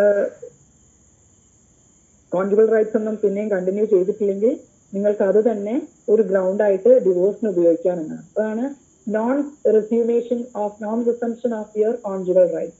നിങ്ങളെ ബന്ധം പുനഃസ്ഥാപിച്ചിട്ടില്ല, അതായത് ഈ 1 year ഫയൽ ചെയ്ത് നിങ്ങൾക്ക് വേണമെങ്കിൽ ആ പെറ്റീഷൻ നിങ്ങൾക്ക് റിസൈൻ ചെയ്യാം, അല്ലെ. ചിലപ്പോൾ ദേഷ്യപ്പെട്ട് നിങ്ങൾ നമുക്ക് പിരിയാം എന്ന് പറഞ്ഞ് നിങ്ങൾ കോടതിയിൽ 2 പേരും ആർക്കെങ്കിലും ഒരാൾ നിങ്ങൾ ഫയൽ ചെയ്യാണ് ഏതെങ്കിലും ഒരു ഗ്രൗണ്ട്, ക്രൂവൽറ്റി, ഭാര്യയുടെ ഭർത്താവിന്റെ ഭാഗത്തുനിന്ന്. സാധാരണ ഇത് ഞാനൊരു പാട്രിയാർക്കൽ കൺസെപ്റ്റ് വെച്ചിട്ടാണ് സംസാരിക്കുന്നത്, അങ്ങനെയൊന്നും ആയിക്കൊള്ളുന്നില്ല. ഇപ്പൊ ഭർത്താവാണ്, ഭാര്യ ഫയൽ ചെയ്യാണ് ജുഡീഷ്യൽ സെപ്പറേഷന്, ഭർത്താവിന്റെ പീഡനം, ഡിവോഴ്സ് വേണ്ട. കാരണം കുറച്ചു കാലം അയാൾക്കൊരു ഒരു ഇഞ്ചക്ഷൻ പോലെ ഞാൻ കുറച്ചു കാലം വിട്ടു നിൽക്കുകയാണ്. അങ്ങനെ അയാൾ ഫയൽ ചെയ്യുകയാണെങ്കിൽ 1 ഇയറിന്റെ ഉള്ളിൽ ഇത് വേണമെങ്കിൽ റിസൈൻ ചെയ്യാം. ഭാര്യയ്ക്ക് തിരിച്ച് വേണ്ട, ഞാൻ തിരിച്ചു പോകണം, കുഴപ്പമൊന്നുമില്ല എന്ന് തോന്നുകയാണെങ്കിൽ ഭാര്യ രണ്ടാമതും ഒരു പെറ്റീഷൻ ക്ലോസ് ആയിട്ട് നിൽക്കും. അയാൾക്ക് തിരിച്ചു വരണമെന്നുണ്ടെങ്കിൽ അയാൾ കോടതി ത്രൂ തന്നെ പോയിട്ട് ഒരു ആപ്ലിക്കേഷൻ കൊടുത്ത് ഞാൻ എന്റെ ജുഡീഷ്യൽ സെപ്പറേഷൻ എന്ന് പറയുന്ന ഡിഗ്രി അത് വെക്കേറ്റ് ചെയ്ത് തരണം, എന്റെ ആ ഡിഗ്രി റിസൈൻ ചെയ്യണം എന്ന് പറഞ്ഞ് നിങ്ങളൊരു ആപ്ലിക്കേഷൻ കൊടുക്കുക. ഈ സമയത്ത് നിങ്ങളുടെ സെക്ഷൽ ലൈഫ് നിങ്ങൾക്ക് കണ്ടിന്യൂ ചെയ്യാൻ പാടില്ല. ജുഡീഷ്യൽ സെപ്പറേഷന്റെ പ്രത്യേകത എന്ന് പറയുന്നത് no sexual life in between the period. നിങ്ങൾ പെറ്റീഷൻ ഫയൽ ചെയ്ത് കഴിഞ്ഞാൽ നിങ്ങൾ if you in relation with your spouse that will attract section 376. നമുക്ക് റേപ്പ് ആയിട്ടുള്ള ഒരു ഒഫൻസ് ആയിട്ട് മാറും if you commit that or if you continue the sexual life. അതായത് നിങ്ങൾ വേണ്ട എന്ന് പറഞ്ഞ് നിങ്ങൾ വേർപ്പെടുത്താൻ പെറ്റീഷൻ കൊടുത്തു കഴിഞ്ഞാൽ പിന്നെ നിങ്ങൾക്ക് സെക്ഷൽ ലൈഫ് ഇല്ല. അത് 1 ഇയറിന്റെ ഉള്ളിൽ നിങ്ങൾ വേണം എന്ന് തിരിച്ചു പറയാനും നിങ്ങൾ you have to file a petition again. നിങ്ങൾക്ക് റിസൈൻ ചെയ്ത് തരണം എന്ന് പറഞ്ഞ പെറ്റീഷൻ ഫയൽ ചെയ്യും വേണം. ജുഡീഷ്യൽ സെപ്പറേഷന് നിങ്ങൾ ഡിവോഴ്സിന്റെ ഏതെങ്കിലും ഒരു ഗ്രൗണ്ട് കാണിച്ച് ഏത് സ്പൗസിനും ഫയൽ ചെയ്യാവുന്നതാണ്. പ്രത്യേകത എന്ന് പറയുന്നത് മാരിറ്റൽ സ്റ്റാറ്റസ് അങ്ങനെ തന്നെ നിൽക്കും. നിങ്ങൾ you are remaining as husband and wife. നിങ്ങൾ ഒരിക്കലും ഡിവോഴ്സി അല്ല, ഡിവോഴ്സിന്റെ സ്റ്റാറ്റസ് ഇല്ല, നിങ്ങൾ ഹസ്ബൻഡ് ആൻഡ് വൈഫാണ്. മാരിറ്റൽ വെഡ്ലോക്ക് അപ്പോഴും ഉണ്ട്. നിങ്ങൾക്ക് മാരിറ്റൽ റൈറ്റ്സ് എല്ലാം ക്ലെയിം ചെയ്യാം. ഒരേ ഒരു കണ്ടീഷൻ സെക്ഷൽ ലൈഫ് പാടില്ല 1 ഇയറിലേക്ക്. അതല്ലെങ്കിൽ എത്ര കാലമാണോ നിങ്ങൾ ഫയൽ ചെയ്ത് അത്രയും. പിന്നെ നിങ്ങൾക്ക് റീമാരി ചെയ്യാൻ പറ്റില്ല. അപ്പൊ നിങ്ങൾ സെപ്പറേറ്റഡ് ആണ്, ആ പീരീഡിൽ നിങ്ങൾക്ക് രണ്ടാമത് കല്യാണം കഴിക്കാനും പറ്റില്ല. ഒന്നുകിൽ കല്യാണം കഴിക്കണമെങ്കിൽ നിങ്ങൾ ഈ ഡിഗ്രി ഡിവോഴ്സിന് വേണ്ടി ഉപയോഗിക്കണം. എനിക്ക് ആദ്യത്തെ ബന്ധം വേർപ്പെടുത്തി തരണം എന്നുള്ള ഡിവോഴ്സിന് നിങ്ങൾ അപ്ലൈ ചെയ്യണം. ആ ഡിവോഴ്സ് ഗ്രാന്റ് ചെയ്ത് കഴിഞ്ഞാൽ നിങ്ങൾക്ക് കല്യാണം കഴിക്കാം. അപ്പൊ ഈ പെറ്റീഷൻ നിൽക്കാൻ നിങ്ങൾക്ക് ഒരിക്കലും കല്യാണം കഴിക്കാൻ പാടില്ല. ഓക്കെ, ഇനി ഇതിൽ സ്പെഷ്യൽ മാരേജ് ആക്ടും ഒക്കെ ഡിഫറെന്റ് സെക്ഷൻ ആണെന്നേ ഉള്ളൂ. മുസ്ലിം ലോയില് ജുഡീഷ്യൽ സെപ്പറേഷൻ ഇല്ല. നമ്മള് avoidable marriage special marriage act ഇല്ല എന്ന് പറഞ്ഞ പോലെ തന്നെ ക്രിസ്ത്യൻ ലോ മാരേജ് ഇല്ല എന്ന് പറഞ്ഞ പോലെ തന്നെ ഇവിടെ ഇല്ല. ഇനി നിങ്ങൾക്ക് നെക്സ്റ്റ് ഏരിയ എന്ന് പറയുന്നത് ഡിവോഴ്സ് ആണ്. ഡിവോഴ്സ് അതാണ് ഏറ്റവും വലിയ റെമഡി എന്ന് പറയുന്നത്, അല്ലെ, ജുഡീഷ്യൽ റെമഡി, മാരിറ്റൽ റിലേഷൻഷിപ്പിലെ നിൽക്കുള്ള റെമഡി. അതിൽ 3 തിയറിയാണ്: fault ground, irretrievable break down theory, mutual consent theory. അതില് ഫോൾട്ട് ഗ്രൗണ്ട് എന്ന് പറയുന്നത് നിങ്ങളുടെ ഓരോ റീസൺസ്, നിങ്ങളുടെ ഫോൾട്ട് ചൂണ്ടിക്കാണിച്ചിട്ട്, ഇപ്പൊ അഡൾട്ടറി അല്ലെങ്കിൽ നിങ്ങളുടെ ക്രൂവൽറ്റി, അല്ലെങ്കിൽ നിങ്ങൾ കൺവേർട്ട് ചെയ്തു, അല്ലെങ്കിൽ നിങ്ങൾ അയാളെ ഡിസേർട്ട് ചെയ്തു, അല്ലെങ്കിൽ നിങ്ങൾ റിലീജിയൻ റിലിംഗ്വിഷ് ചെയ്തു, അല്ലെ. 13 ഒരുപാട് ഗ്രൗണ്ട്സ് ഉണ്ട്. 7 ഗ്രൗണ്ട്സ് ഒറ്റയടിക്ക് നിങ്ങൾക്ക് പറയാം, അല്ലാതെ 2-3 ഗ്രൗണ്ട്സും കൂടി. ഏതെങ്കിലും ഗ്രൗണ്ട്സ് നിങ്ങൾ പോയിന്റ് ഔട്ട് ചെയ്തപ്പോ ACDC നമ്മൾ ഓർമ്മിക്കാൻ വേണ്ടി പറയും. A അഡൾട്ടറി, C എന്ന് പറയുന്നത് ക്രൂവൽറ്റി, D ഡെസേർഷൻ, പിന്നെ ACDC, അടുത്ത C കൺവേർഷൻ. പിന്നെ നമ്മൾ ഫിസിക്കൽ ഡിസീസ്, അല്ലെ, നിങ്ങൾക്ക് എന്തെങ്കിലും വെനറൽ ഡിസീസ് ഉണ്ടോ, ലെപ്രസി ഇല്ല, അപ്പോൾ ലെപ്രസി എടുത്തു മാറ്റി. പിന്നെ വരുന്നത് നിങ്ങളുടെ റിലിംഗ്വിഷ്മെന്റ്, നിങ്ങൾ ലൈഫ് തന്നെ വേണ്ടാന്ന് വെക്കുക, അല്ലെ, സന്യാസ ജീവിതം നിങ്ങൾ ആക്സെപ്റ്റ് ചെയ്യുകയാണെങ്കിൽ അതൊരു ഗ്രൗണ്ടാണ്. പിന്നെ 7ാമത്തെ റീസൺ എന്ന് പറയുന്നത് അൺഹേർഡ് ഫോർ 7 years. അത് ഓർമ്മിക്കാനാണ് ഞാൻ 7 എന്ന് പറഞ്ഞത്. 7ാമത്തെ റീസൺ 7 കൊല്ലക്കാലമായിട്ട് ഒരാളെ കാണുന്നില്ലെങ്കിൽ അയാൾ മരിച്ചതായിട്ട് നമ്മൾ കണക്കാക്കും. അതൊരു ഗ്രൗണ്ടാണ്. ഇതൊക്കെ നമുക്ക് ഫോൾട്ട് ഗ്രൗണ്ടിൽ കാണും. പക്ഷെ ഫോൾട്ട് ഗ്രൗണ്ട് മാത്രമല്ല, നമുക്ക് അഗെയിൻ വേറൊരു സ്കീമുണ്ട്, ഇർറിട്രീവബിൾ ബ്രേക്ക് ഡൗൺ തിയറി. ഇങ്ങനെ ഒരു തിയറി എന്ന് പറഞ്ഞിട്ടും ചോദിക്കാൻ ചിലപ്പോൾ. അതായത് സെക്ഷൻ 13(1)(a) അതിൽ മാത്രം വരുന്ന ഗ്രൗണ്ടാണത്. അതായത് നിങ്ങളുടെ മാരേജ് എന്ന് പറയുന്നത് നിങ്ങൾക്ക് ഒരിക്കലും അത് റിപ്പയർ ചെയ്യാൻ പറ്റുന്നില്ല. ഇറിപ്പയറബിളി ബ്രേക്ക് ഡൗൺ, കല്യാണം പുനഃസ്ഥാപിക്കാൻ പറ്റാത്ത രീതിയിൽ ബ്രേക്ക് ഡൗൺ ആയി. ആ marriage which is not workable, അല്ലെ, നമുക്ക് അങ്ങനെയാണെങ്കിൽ ഇറ്റ് ഷുഡ് ബി ഡിസോൾവ്ഡ്. ഒരിക്കലും അത് മുന്നോട്ട് കൊണ്ടുപോകാൻ പറ്റില്ല എന്ന് നിങ്ങൾ ഉറപ്പിച്ചതാണെങ്കിൽ അങ്ങനെയുള്ളതിനെ നമുക്ക് ഡിസോൾവ് ചെയ്യാനുള്ള ഒരു പ്രൊവിഷൻ. അതിന് ഈ പറഞ്ഞ മറ്റേ ഗ്രൗണ്ട്സും കാര്യങ്ങളും ഒന്നും വേണ്ട. 13(1)(a) ഫയൽ ചെയ്യുകയാണെങ്കിൽ 2 കാര്യങ്ങൾ നിങ്ങൾ കാണിച്ചാൽ മതി. അതുകൊണ്ടാണ് അതിനെ 13(1)(a) ഫയൽ ചെയ്യുന്നത്. നമ്മൾ ഈ പറഞ്ഞ മറ്റ് ഗ്രൗണ്ട്സ് ഒക്കെ 13 ഫയൽ ചെയ്യാം. 13(1)(a) വരുമ്പം ഇറിട്രീവബിളി ബ്രേക്ക് ഡൗൺ തിയറി, അതാണ് ഇവിടെ അപ്ലൈ ചെയ്യേണ്ടത്. അതിലുള്ള 2 ഗ്രൗണ്ട്സ് എന്ന് പറയുന്നത്, ഒന്ന് നിങ്ങൾ റെസ്റ്റിറ്റ്യൂഷൻ ഫയൽ ചെയ്തു, പക്ഷെ നോൺ റെസംപ്ഷൻ ആണ്, നിങ്ങൾ ഭാര്യ തിരിച്ചു വരുന്നില്ല, non compliance of RCR degree. അതേപോലെ ജുഡീഷ്യൽ സെപ്പറേഷൻ ഫയൽ ചെയ്തു, നിങ്ങൾ രണ്ടുപേരും ഒന്നിക്കുന്നില്ല. അത് രണ്ടും കാണിച്ചുകൊണ്ട്, അതിൽ ഏതെങ്കിലും ഒന്ന് കാണിച്ചുകൊണ്ടോ നിങ്ങൾ ഫയൽ ചെയ്യുകയാണെങ്കിൽ അതിനെയാണ് ഇറിട്രീവബിളി ബ്രേക്ക് ഡൗൺ എന്ന് പറയുന്നത്. അപ്പൊ നിങ്ങൾ ഇറിട്രീവബിൾ ബ്രേക്ക് ഡൗൺ തിയറി കൺസെപ്റ്റ് അല്ലെങ്കിൽ അതിനെ എക്സ്പ്ലെയിൻ എന്ന് ചോദിക്കുകയാണെങ്കിൽ നിങ്ങൾ 13(1)A മാത്രം എഴുതിയാൽ മതി. അത് ഡിവോഴ്സിന്റെ ഒരു ഗ്രൗണ്ടാണ്. ഏത്? നിങ്ങൾ RCR ഫയൽ ചെയ്ത് പോയിട്ടില്ലെങ്കിലും ജുഡീഷ്യൽ സെപ്പറേഷൻ ഫയൽ ചെയ്ത് നിങ്ങൾ ഒന്നായിട്ടില്ലെങ്കിലും നിങ്ങൾക്ക് ചാലഞ്ച് ചെയ്യാൻ പറ്റുന്ന ഒരു ഗ്രൗണ്ട്. ഇത് രണ്ടാമത്തെ. ഇനി മൂന്നാമത്തെ മ്യൂച്വൽ കൺസെന്റ്. മ്യൂച്വൽ കൺസെന്റ് 13(B)യിൽ ഫയൽ. അതിന്റെ കണ്ടീഷൻ എന്ന് പറഞ്ഞാൽ ഇത്രയേ ഉള്ളൂ, നിങ്ങൾ രണ്ടുപേരും ഒരുമിച്ച് ഫയൽ ചെയ്യാം. ഭാര്യയും ഭർത്താവും ഒരുമിച്ച് ഫയൽ ചെയ്യുക. രണ്ടാമത്തെ കണ്ടീഷൻ എന്ന് പറയുന്നത് നിങ്ങൾ 1 year എങ്കിലും മിനിമം താമസിച്ചിരിക്കണം, ഒരുമിച്ച് ജീവിക്കണം. പിന്നെ രണ്ടുപേർക്കും ഒരു ജോയിന്റ് ആപ്ലിക്കേഷൻ ആകും. നിങ്ങൾ ഒരേ മനസ്സോടുകൂടി ഭാര്യയും ഭർത്താവും കൂടി ഒരു ജോയിന്റ് പെറ്റീഷൻ ഫയൽ ചെയ്യാണ്. എന്താണ്? വി കനോട്ട് ലിവ് ടുഗദർ, ഞങ്ങൾക്ക് ഒരുമിച്ച് ജീവിക്കാൻ ഒരു കണക്കിന് പറ്റുന്നില്ല. ആ ഒരു 3 കാരണങ്ങൾ കാണിച്ച് നിങ്ങൾ ഫയൽ ചെയ്യുമ്പോൾ അതിനെ 13(B)യിലാണ് നമ്മൾ പോകുന്നത്. അപ്പോൾ ഇത് മ്യൂച്വൽ കൺസെന്റ്. ഇതാണ് തിയറീസ് ഓഫ് ഡിവോഴ്സ് എന്ന് പറയുന്നത്. അതിന്റെ കാരണങ്ങളൊക്കെ നിങ്ങൾക്ക് ഇനി വായിച്ചാൽ മനസ്സിലാവുമല്ലോ അല്ലെ, ACDP ഒക്കെ. അതിൽ എപ്പോഴും വരുന്ന ഒരു ചോദ്യം, എക്സ്ക്ലൂസീവ് ഗ്രൗണ്ട് ഫോർ വിമൻ, സ്ത്രീകൾക്ക് മാത്രം 4 ഗ്രൗണ്ട്. മാഡം ഒരു സംശയം, ലിവിംഗ് സെപ്പറേറ്റ് ചെയ്യല്ലേ 1 year? ഏതിലാണ്? ലിവിംഗ് സെപ്പറേറ്റ് ചെയ്യല്ലേ 1 year? സെപ്പറേറ്റ്ലി. പക്ഷെ 1 year തന്നെ നിങ്ങൾ സെപ്പറേറ്റഡ് ആവണം. ബാക്കിയുള്ളതിനൊന്നും അങ്ങനെ ഗ്രൗണ്ട് കൃത്യമായിട്ട് പറഞ്ഞു. എന്താ വെച്ചാൽ ഇവിടെ കാരണം വേറെ ഒന്നും വേണ്ട, നിങ്ങൾക്ക് ജീവിക്കാൻ പറ്റുന്നില്ല. ലിവിംഗ് സെപ്പറേറ്റ്ലി എന്ന് പറഞ്ഞാൽ they can live in the same house എന്ന് എവിടെ പറഞ്ഞിട്ടുണ്ട്, ശരിയാണോ? അങ്ങനെ പറ്റുമായിരിക്കും ഒരുമിച്ച്. പക്ഷെ എങ്ങനെയാ അന്നേരം നിങ്ങൾ എങ്ങനെ പ്രൂവ് ചെയ്യാൻ ഞങ്ങൾ സെപ്പറേറ്റഡ് ആണ് എന്നുള്ളത്? ഒരു റൂഫിന്റെ ഇല്ല, നമുക്ക് ഇത്രേ വേണ്ടൂ. കല്യാണം കഴിഞ്ഞ് 1 yearന് ശേഷമേ മ്യൂച്വൽ ഫയൽ ചെയ്യാൻ പറ്റൂ. After 1 year, only after 1 year. കാരണം നിങ്ങൾക്ക് മ്യൂച്വൽ ഫയൽ ചെയ്യാൻ വേറെ കാരണമൊന്നും വേണ്ട. നിങ്ങൾക്ക് എനിക്ക് ഈ ഇവരെ കൂടെ ജീവിക്കാൻ പറ്റുന്നില്ല, we cannot live it together, അല്ലെങ്കിൽ I cannot live with him അല്ലെങ്കിൽ ഹെർ എന്ന് മാത്രം നിങ്ങൾ കാണിക്കുകയാണ്. അപ്പൊ നിങ്ങൾ അതിന് ഒരു മെച്യൂരിറ്റി പീരീഡ്, ഒരു 1 year മിനിമം നമ്മൾ ലോ വെയിറ്റ് ചെയ്യും. ഒരു കാരണവുമില്ലാതെ നിങ്ങൾ മാരേജ് ഡിവോഴ്സ് ചെയ്യണമെങ്കിൽ നിങ്ങൾക്ക് you have to wait 1 year. കല്യാണം കഴിഞ്ഞാൽ അടുത്ത രാത്രി തന്നെ ഭാര്യ ഇട്ട് പോവുകയാണ്, എനിക്ക് വേണ്ട, എനിക്ക് ജീവിതമേ വേണ്ടെന്ന് നോക്കും. അങ്ങനെയാണെങ്കിൽ ഒരിക്കലും അത് മ്യൂച്വലിൽ ഫയൽ ചെയ്യാൻ പറ്റില്ല. മ്യൂച്വലിൽ ഫയൽ ചെയ്യണമെങ്കിൽ നിങ്ങൾ 1 year വെയിറ്റ് ചെയ്യാം, ഒരു കണ്ടീഷൻ. രണ്ടാമത്തെ കണ്ടീഷൻ ജോയിന്റ് ആപ്ലിക്കേഷൻ ആയിരിക്കണം. നിങ്ങളുടെ joint application should not be coerced by any other person. അല്ലെ, ചിലപ്പോൾ ഫ്രീ കൺസെന്റോട് കൂടി ഭാര്യ ഭർത്താവിന്റെ കമ്പൽഷനിൽ ഫയൽ ചെയ്യാൻ പറ്റില്ല. അതാണ് ഫ്രീ കൺസെന്റ് വേണം എന്ന് പറഞ്ഞാൽ. ജോയിന്റ് ആയിട്ട് രണ്ടുപേരും ജോയിന്റ് ആയിട്ട് കോടതിയിൽ ഫയൽ ചെയ്യണം.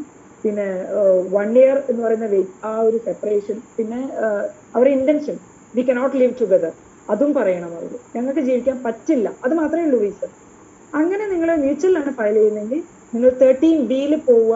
മ്യൂച്വൽ കൺസെന്റ് അതാണ് നമ്മൾ അവിടെ അപ്ലൈ ചെയ്യേണ്ടത്. അവിടെ ഈ കണ്ടീഷൻസ് ഒക്കെ എക്സൈസ് ചെയ്യുക. പിന്നെ പെറ്റീഷൻ ഫയൽ ചെയ്യുമ്പോൾ നിങ്ങൾ ഫയൽ ചെയ്താലും 6 മാസം കഴിഞ്ഞിട്ട് court will take the case. നമ്മൾ കോടതി ഉടനെ കേസ് എടുക്കില്ല. 6 മാസം ഒരു മോഷൻ പീരീഡ് ആണ്. നിങ്ങൾക്ക് അഥവാ എന്തെങ്കിലും റീതിങ്കിങ്, നിങ്ങൾ കേസ് വിഡ്രോ ചെയ്യണ്ടോന്ന് കോടതി നോക്കും. മ്യൂച്വൽ എന്താ വെച്ചാൽ ഒരു കാരണമില്ലാതെ കല്യാണം കഴിഞ്ഞ് ചിലപ്പോൾ ഫസ്റ്റ് നൈറ്റോട് കൂടി മടുത്തിട്ട് ചിലപ്പോൾ പാർട്ടീസ് ചിലപ്പോൾ കല്യാണം വേണ്ടെന്ന് വിളിക്കും. അപ്പൊ ഇതൊരു മെച്യൂരിറ്റി ആയിട്ടുള്ള ഡെസിഷൻ അല്ല എന്ന് കണ്ട് വേറെ റീസൺ ഒന്നും പറയാനുമില്ല, ഞങ്ങൾക്ക് ജീവിക്കാൻ പറ്റുന്നില്ല എന്ന് മാത്രമേ അത് പറ്റിയുള്ളൂ. അപ്പൊ അതുകൊണ്ട് തന്നെ ആ 1 year എന്ന് പറയുന്ന വെയിറ്റ് ചെയ്യും. ആ 1 year പീരീഡ് വേണമെങ്കിൽ ലിഫ്റ്റ് ചെയ്യാം. എപ്പോ? അത് കോടതിയുടെ ഡിസ്ക്രിപ്ഷൻ ആണ്.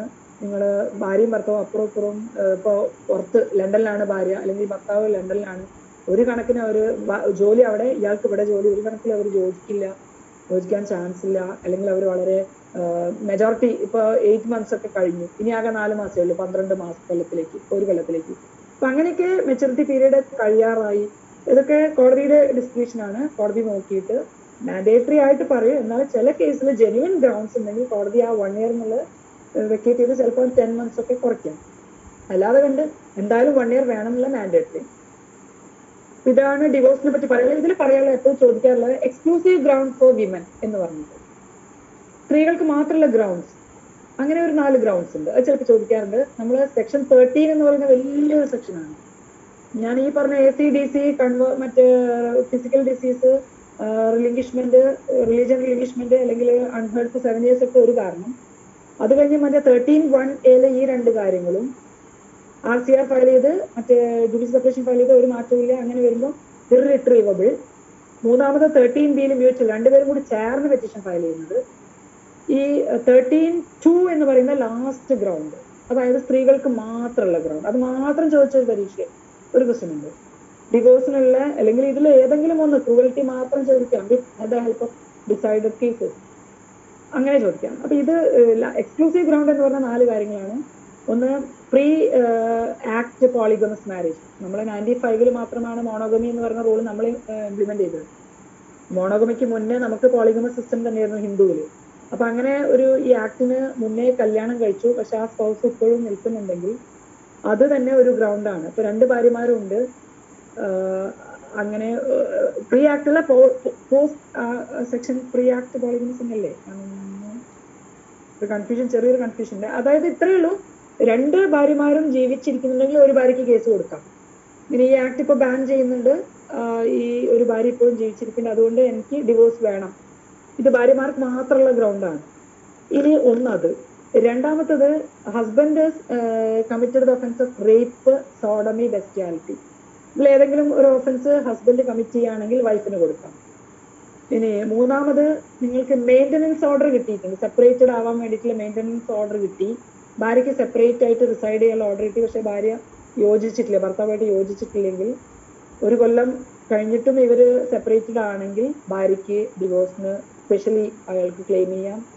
നാലാമത്തത്, ഏജ് റെപ്യൂഡിയേഷൻ ഓഫ് മാരേജ് എന്ന് പറയും. കല്യാണം കഴിഞ്ഞത് ബിഫോർ 15 ആണ്, 15 വയസ്സിന് മുന്നേ കല്യാണം കഴിച്ചു, പക്ഷെ 18 വയസ്സിന് ശേഷം ഇയാൾ ആ മാരേജ് ക്യാൻസൽ ചെയ്യുകയാണെങ്കിൽ അതിനാണ് നമ്മൾ റെപ്യൂഡിയേഷൻ എന്ന് പറയും. അങ്ങനെ റെപ്യൂഡിയേറ്റ് ചെയ്യുന്നതും സ്ത്രീകൾക്ക് മാത്രമുള്ളത്. അപ്പൊ ഈ ചിലപ്പോൾ ചില ഷോർട്ട് നോട്ട് ചോദിക്കാറുണ്ട് റെപ്യൂഡിയേഷൻ ഓഫ് മാരേജ് എന്ന് പറയും. അങ്ങനെ ചോദിക്കുകയാണെങ്കിൽ അത് സെക്ഷൻ 13(2) ആണ് നിങ്ങൾ പറയുന്നത്. അത് എക്സ്ക്ലൂസീവ്ലി ഫോർ വിമൻ ആണ്, സ്ത്രീകൾക്ക്, ഹിന്ദു സ്ത്രീകൾക്ക് മാത്രമുള്ളതാണ്. വയസ്സിൽ മുന്നേ, അതായത് ഷീ ഷുഡ് മാരി ബിഫോർ 50, അതാണ് ആലോചിക്കേണ്ടത്. 15 വയസ്സിന് മുന്നേ കല്യാണം കഴിയണം. പിന്നെ റിലീസ് ചെയ്യേണ്ടത് ആഫ്റ്റർ 18 ശേഷം അത് വേണ്ടാന്ന് ക്യാൻസൽ ചെയ്യും വേണം. അങ്ങനെ ചെയ്യുകയാണെങ്കിൽ ആ മാരേജ്, ആ സ്ത്രീകൾക്ക് ആ മാരേജിന്റെ ഇമ്പാക്ട് എന്ന് പറഞ്ഞാൽ റെപ്യൂഡിയേഷൻ, ആ ക്യാൻസലേഷൻ ആണ്, ഡെസിലേഷൻ ആണ്. ഒരു സംശയം, before attaining the age of 18 ആണോ അത് ആഫ്റ്റർ ആണോ? ആഫ്റ്റർ 18 വയസ്സ് കഴിഞ്ഞ് അവർ ചെന്നിട്ട് അവർ മേജർ ആവുന്ന അപ്പോഴാണ്. അവർക്ക് മാരേജ് ക്യാൻസൽ ചെയ്യുന്നത് എപ്പോഴാണ്? ആഫ്റ്റർ 18. ആഫ്റ്റർ 18 ആണ്. അതായത് കല്യാണം 15 വയസ്സ് കഴിഞ്ഞാൽ പറ്റൂല, 15 വയസ്സിന് മുന്നേ കഴിയണം, 14, 15, 12 കഴിയുക. അങ്ങനെയുള്ള ആള് 18 ശേഷം അത് റിലീസ് ചെയ്യുകയാണെങ്കിൽ നമുക്ക് അത് ഒരു പ്രോബ്ലം ഉണ്ടായിരുന്നു, എത്ര കാലം വരെ പോവാന്നുള്ളത്. PCMA എന്നൊരു ആക്ട് ഉണ്ട്, prohibition of child marriage act. അപ്പൊ അതിൽ 2 കൊല്ലം വരെ നിങ്ങൾക്ക് മാരേജ് ക്യാൻസൽ ചെയ്യാനുള്ള ടൈം ഉണ്ട് എന്നാണ്. അപ്പം ആഫ്റ്റർ 2 ഇയേഴ്സ്, ആഫ്റ്റർ 18, എത്ര കാലം വരെ ഒന്നും വെയിറ്റ് ചെയ്യില്ല, 20 വയസ്സിനുള്ളിൽ നിങ്ങളത് ക്യാൻസൽ ചെയ്യും. ക്യാൻസൽ ചെയ്തിട്ടില്ലെങ്കിൽ you are indirectly ratifying your marriage എന്നുള്ളത് അല്ലേ. നിങ്ങൾ സെക്ഷൽ ലൈഫ് സ്റ്റാർട്ട് ചെയ്തു, പിന്നെ യാതൊരു പ്രോബ്ലം ഇല്ലെങ്കിൽ പിന്നെ നിങ്ങൾക്ക് അത് റിലീസ് ചെയ്യാൻ പറ്റില്ല. അപ്പൊ ആ ടൈം സ്പാനിനുള്ളിൽ നിങ്ങൾ റിലീസ് ചെയ്യും. ഇതാണ് റെപ്യൂഡിയേഷൻ ഓഫ് മാരേജ്. ഇതിന്റെ നേരെ കറസ്പോണ്ടിങ് ആയിട്ട് ഓപ്ഷൻ ഓഫ് പുബർട്ടി എന്ന് പറയുന്ന മുസ്ലിം ലോയിലുണ്ട്. നിങ്ങൾക്ക് ഓപ്ഷൻ ഓഫ് പുബർട്ടി ആണ് ചോദിച്ചെങ്കിൽ മുസ്ലിം ലോയിലെ ഒരു മാരേജ് ഡിസോൾവ് ചെയ്യാനുള്ള ഒരു പ്രൊവിഷൻ ആണത്. ഈ പ്രൊവിഷൻ 2 പേർക്കും ആപ്ലിക്കബിൾ ആണ്, മെൻ ആൻഡ് വിമൻ. മുസ്ലിം മെന്നിനും വിമനും ഉണ്ട് ഒരു പ്രത്യേകത. ഹിന്ദുവിലാണെങ്കിൽ ഓൺലി ഫോർ വിമൻ ആണെങ്കിൽ മുസ്ലിം ലോയിലെ ഓപ്ഷൻ ഓഫ് പുബർട്ടി, നിങ്ങൾ പുബർട്ടി അച്ചീവ് ചെയ്തോ നിങ്ങൾക്ക് മാരേജ് റിലീസ് ചെയ്യാനുള്ള ഒരു അവസരം തരുന്നുണ്ട്. കല്യാണം നിങ്ങൾക്ക് റിലീസ് ചെയ്യാമെന്നുണ്ട്. അത് ഓപ്ഷൻ ഓഫ് പുബർട്ടി മുസ്ലിം ലോ. ഇനി നമുക്കിനി സമയമുണ്ടോ? ഇനി ഡിവോഴ്സിന്റെ ബാക്കിയുള്ള മുസ്ലിം ലോയിലെ കുറച്ച് പോർഷൻസ് മാത്രം പറഞ്ഞു നിർത്താൻ പറ്റുമോ? എന്താ വേണ്ടത്? എനിക്ക് ഒരുപാട് കാര്യങ്ങൾ പറയാനുണ്ട്. ഇനി നാളെ വേണമെങ്കിൽ വെക്കാം. പക്ഷെ നാളെ ഞാൻ നമ്മളെ കോളേജിലെ പിള്ളേർ പറഞ്ഞിട്ടുണ്ടായിരുന്നു. അപ്പൊ 2 പേരും കൂടെ ഒരുമിച്ച് കയറുകയാണെങ്കിൽ നിങ്ങൾക്ക് കുഴപ്പമില്ല. പക്ഷെ ഇതിപ്പോ ഞാൻ ഈ പറഞ്ഞ കാര്യങ്ങളൊക്കെ റിപ്പീറ്റേഷൻ ആവില്ലേ നിങ്ങൾക്ക്? ടൈം അവരത് ഞാൻ പറഞ്ഞത് 8 o'clock ആണ് പറഞ്ഞത്. അതെ അതെ. അല്ല ഞാൻ ആ സ്പിരിറ്റിലും കൂടെ പറഞ്ഞു പോയിരുന്നല്ലോ. ഞങ്ങളുടെ മാത്രമല്ല, മാഡത്തിന് ഒരു ഇതുണ്ട്, സ്ട്രെച്ച്. അല്ല അത് കുഴപ്പമില്ല, നമുക്ക് ഒരു ദിവസം നിങ്ങൾക്ക് പരീക്ഷയ്ക്ക് വേണ്ടിട്ട് മാത്രമാണ്. അല്ല എല്ലാവരും എന്ത് പറയുന്നു? കഴിച്ചോട്ടെ സാറേ. യെസ് മാഡം, അപ്പൊ തീർക്കാം മാഡം. ഇപ്പൊ സമയം 9:45 ആയി അല്ലേ? ഞാൻ കുറച്ചും കൂടി സ്പീഡില് മുസ്ലിം ലോയിലെ എസെൻഷ്യൽ ആയിട്ട് വരുന്നത് മാത്രം പറയും. ഇതൊക്കെ നിങ്ങൾക്ക് വായിച്ചാൽ മനസ്സിലാവും അല്ലെ? ഒരു അക്നോളജ്മെന്റ് ഓഫ് പെറ്റേണിറ്റി ഉണ്ട്, പിന്നെ വരുന്നത് ഡിവോഴ്സിന്റെ തലാഖ് ഉണ്ട്, അങ്ങനെയൊക്കെ അല്ലെങ്കിൽ ഓർഡറിൽ പോവുകയാണെങ്കിൽ എങ്ങനെ വേണമെങ്കിലും ആവാം. സമയം പക്ഷെ വളരെ കുറവായിരുന്നു.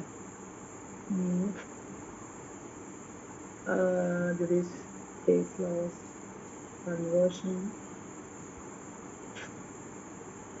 ഇതൊക്കെ ഞാൻ ഡീറ്റെയിൽ ആയിട്ട് ഓരോ ഗ്രൗണ്ട്സും ഡീറ്റെയിൽ ആയിട്ടാണ്. ഇനിയിപ്പോ എന്നാൽ ഒന്ന് വൈൻഡപ്പ് ചെയ്യാനുള്ളത് തലാഖ് പറയണോ, അല്ലെങ്കിൽ നിങ്ങൾക്ക് ഒന്ന് ശ്രദ്ധിക്കേണ്ടത് മുസ്ലിം ലോയില് ചോദ്യങ്ങൾ പല രീതിയിലാവാം. തലാഖ് ചോദിക്കുകയാണെങ്കിൽ നിങ്ങൾ മുസ്ലിം ലോയിലെ ആ പെക്യുലർ ഫീച്ചർ ഫോർ മെൻ അത് മാത്രമേ പറയുന്നുള്ളൂ. അപ്പൊ അതില് രണ്ട് രീതിയിൽ തലാഖുൽ സുന്ന അല്ലെങ്കിൽ തലാഖുൽ ബിദ്ദ ഈ രണ്ട് കാര്യങ്ങളാണ് പറയുന്നത്. അതേസമയം ജുഡീഷ്യൽ ഡിവോഴ്സ് ആണ് ചോദിക്കുന്നതെങ്കിൽ നിങ്ങൾ സ്റ്റാറ്റ്യൂട്ട് ആണ് എഴുതുന്നത്. അതായത് എക്സ്ക്ലൂസീവ്ലി ഫോർ വിമൻ ആ ground dissolution of Muslim marriage act ആണ് പറയുന്നത്. അപ്പൊ ഇതെപ്പോഴും കൺഫ്യൂഷൻ ആവാറുണ്ട്.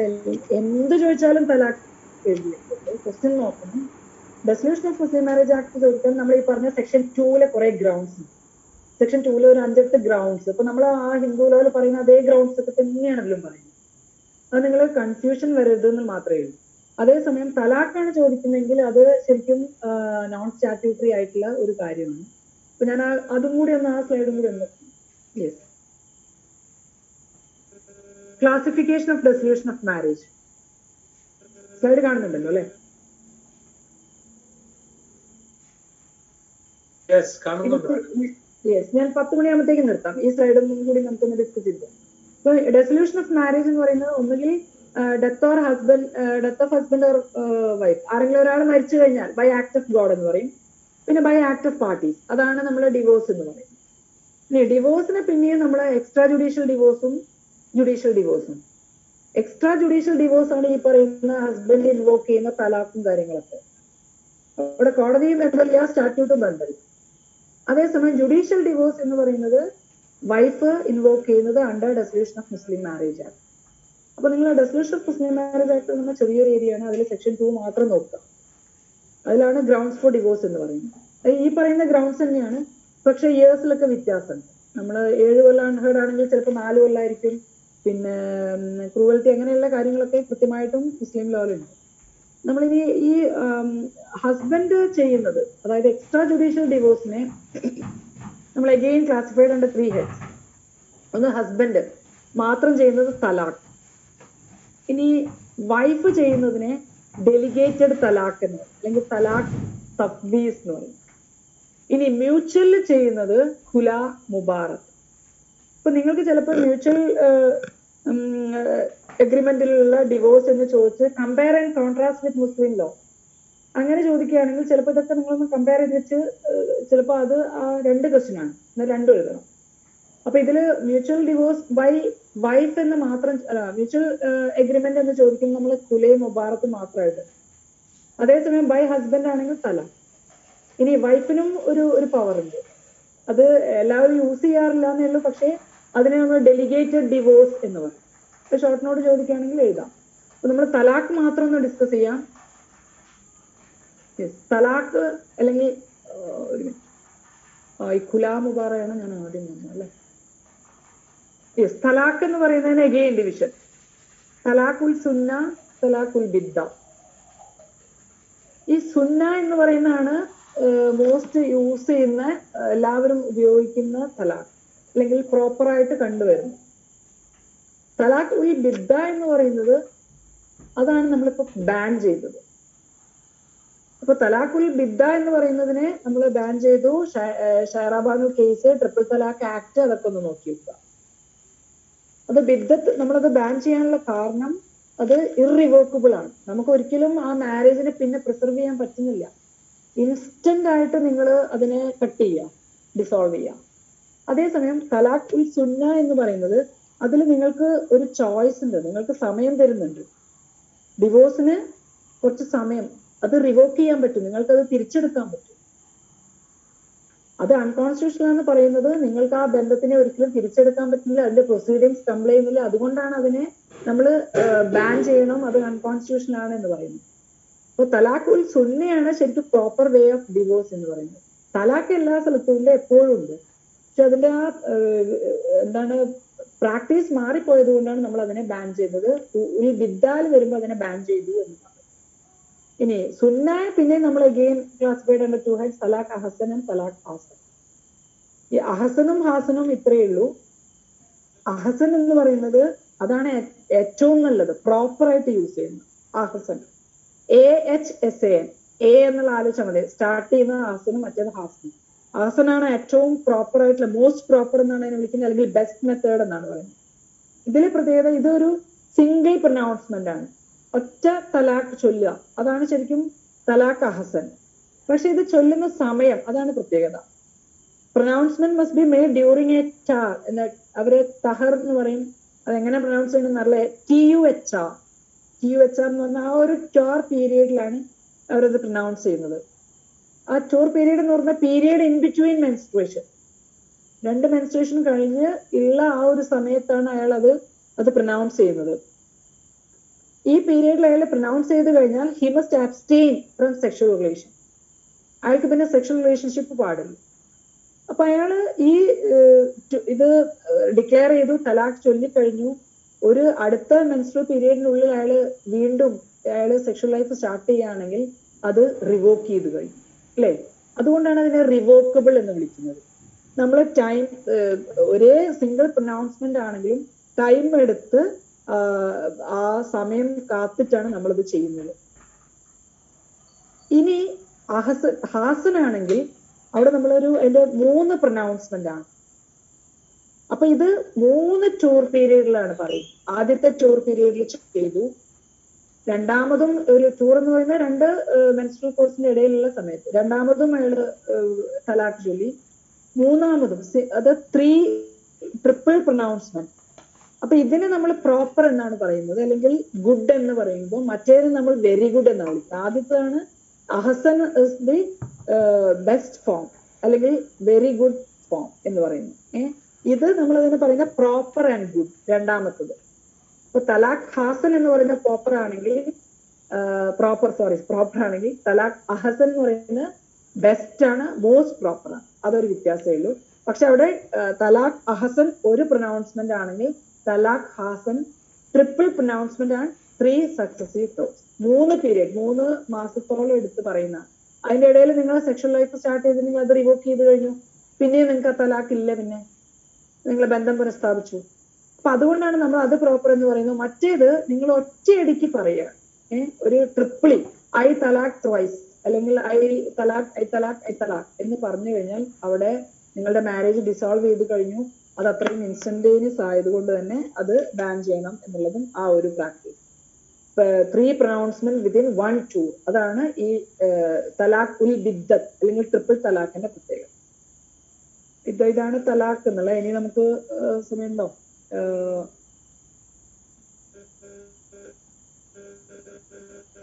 ഒരു കാര്യം ചോദിച്ചോട്ടെ. നമ്മുടെ സിലബസില് ക്രിസ്ത്യൻ ആൻഡ് സ്പെഷ്യൽ മാരേജ് ആക്ടിൽ ലെജിറ്റിമസി, അഡോപ്ഷൻ, കസ്റ്റഡി, മെയിൻ്റനൻസ് ഒക്കെ കൊടുത്തിട്ടുണ്ട്. അത് സാധാരണ ചോദിക്കാറുണ്ട്. അതിൽ മെയിൻ്റനൻസ് എന്ന് പറയുന്നത് നിങ്ങൾക്ക് സെക്കൻഡ് സെമ്മിലും ഉണ്ട് പഠിക്കാൻ. ക്രിസ്ത്യനില് അഡോപ്ഷൻ അങ്ങനെയല്ല. ക്രിസ്ത്യൻ അഡോപ്ഷൻ എന്ന് പറയുന്നത് ക്രിസ്ത്യനിലില്ല, മുസ്ലിമിലില്ല. പക്ഷെ അഡോപ്ഷൻ വേറെ തന്നെ ഇല്ലേ?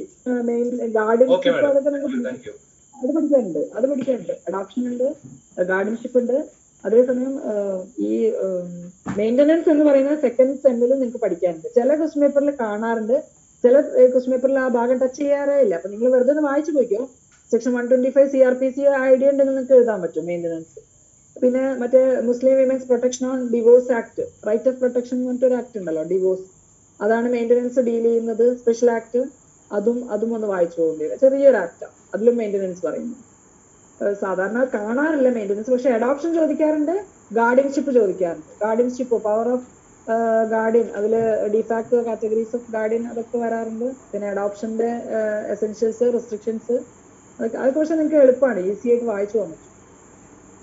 ഇതില് പ്രോബ്ലം ആണ്, നിങ്ങൾ ബേസ് ഉണ്ടെങ്കിൽ പിന്നെ നിങ്ങൾക്ക് പ്രോബ്ലവും ആൻസർ ചെയ്യാനുള്ള. കല്യാണം പല ടൈപ്പില് ബന്ധങ്ങൾ പറഞ്ഞിട്ട് അഡ്വൈസ് എന്നാണ് സാധാരണ ചോദിക്കാറുള്ളത്. വാലിഡ് ആണോ, വോയിഡ് ആണോ, വോയിഡബിൾ മാരേജ് ആണോ, അതൊന്ന് തിരിച്ചറിഞ്ഞു കഴിഞ്ഞാൽ നമുക്ക് ക്ലിയർ ആവും, കാര്യങ്ങൾ ക്ലിയർ ആവും. ഇത് മ്യൂച്വൽ ഡിവോഴ്സിൽ ചോദിക്കാനുള്ള ഈ ഖുല ആൻഡ് മുബാറ അത് വരാറുണ്ട്. ഖുല മുബാറ എന്ന് പറഞ്ഞാൽ അത് ഓർമ്മിക്കാൻ ഒരു എളുപ്പവഴി, ഖുല എന്ന് പറയുന്നത് അറ്റ് ദ ഇൻസ്റ്റൻസ് ഓഫ് വൈഫിന് ഡിമാൻഡ് ചെയ്യാം ഡിവോഴ്സ്.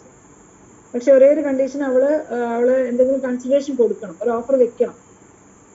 ഇപ്പൊ സാധാരണ കേസിൽ എനിക്ക് എന്റെ മെഹർ വേണ്ട, എനിക്ക് മെഹർ നിങ്ങൾ തരാതെ ആ മെഹർ നിങ്ങൾ എടുത്തോ എന്നൊക്കെ പറഞ്ഞ് നിങ്ങൾ വൈഫ് വിട്ടു പോകാൻ വേണ്ടി വൈഫ് ഓഫർ വെക്കുന്നതിന് നമ്മൾ ഖുല എന്ന് പറയും. അതേസമയം മുബാറയാണെങ്കിൽ മ്യൂച്വൽ, രണ്ടുപേരും ഒരുമിച്ച് ഓഫർ ആൻഡ് ആക്സെപ്റ്റൻസ്, നമുക്ക് രണ്ടുപേർക്കും വേണ്ട, കല്യാണം വേണ്ട എന്ന് പറഞ്ഞ് രണ്ടുപേരും ചേർന്ന് ഡിവോഴ്സിന് ട്രൈ ചെയ്യുന്നതിനാണ്, അതിനാണ് നമ്മൾ മ്യൂച്വൽ എഗ്രിമെന്റ് എന്ന് പറയുന്നത്. അപ്പൊ നമ്മൾ ഈ മ്യൂച്വൽ എഗ്രിമെന്റ് എല്ലാ സ്ഥലത്തും ഉണ്ടെന്ന് സാരം. നിങ്ങൾ മുസ്ലിം ലോയിലേക്ക് വരികയാണെങ്കിൽ നിങ്ങൾക്ക് സെക്ഷൻ കാണിക്കാൻ പറ്റിയില്ലെങ്കിലും മ്യൂച്വൽ ഡിവോഴ്സ് ഉണ്ട്. അതുപോലെ തന്നെ ഒരു പ്രത്യേകത, ഡിവോഴ്സ് ഇത് ഖുല എന്ന് പറയുന്നത് വൈഫ് മാത്രം ഡിമാൻഡ് ചെയ്യുന്നത് ഖുല. പിന്നെ തഫ്വീസ് എന്ന് പറയുന്നത് തലാഖി തഫ്വീദ് അല്ലെങ്കിൽ ഡെലിഗേറ്റഡ് ഡിവോഴ്സ്, അത് കേട്ടിട്ടുണ്ടോ? അത് രണ്ടുപേരും കല്യാണ സമയത്തോ അല്ലെങ്കിൽ ആഫ്റ്റർ മാരേജ് ഒരു കോൺട്രാക്ട് ഉണ്ടാക്കുകയാണ്. എന്തെങ്കിലും ഒരു കണ്ടിജൻസി അറൈസ് ചെയ്യുകയാണെങ്കിൽ ഞാൻ നിങ്ങളെ വിട്ടുപോകും എന്ന് വൈഫ് പറയുന്നു. ഫോർ എക്സാമ്പിൾ, വൈഫ് നിങ്ങൾ വേറൊരു കല്യാണം കഴിക്കുകയാണെങ്കിൽ അല്ലെങ്കിൽ എനിക്ക് ഇത്ര സമയം കൂടി എന്നെ വീട്ടിൽ പോകണം, എന്നെ വീട്ടിൽ പോകാൻ, അങ്ങനെ ഒരു കണ്ടീഷൻ വെക്കുകയാണ് വൈഫ്. അങ്ങനെ അത് ബ്രീച്ച് ചെയ്യുകയാണെങ്കിൽ എനിക്ക് ഡിവോഴ്സ് ചെയ്യാനുള്ള ഒരു പവർ വരും, ഡെലിഗേഷൻ. നിങ്ങളുടെ സാധാരണ യുണീക് ഫീച്ചർ എന്ന് പറഞ്ഞാൽ ഹസ്ബൻഡിന് ആണ് ആ പവർ ഉള്ളത് അല്ലെ, ഡിവോഴ്സ് ചെയ്യാനുള്ള പവർ. അതേസമയം ആ പവർ ഡെലിഗേറ്റ് ചെയ്ത് കൊടുക്കുക വൈഫിന്.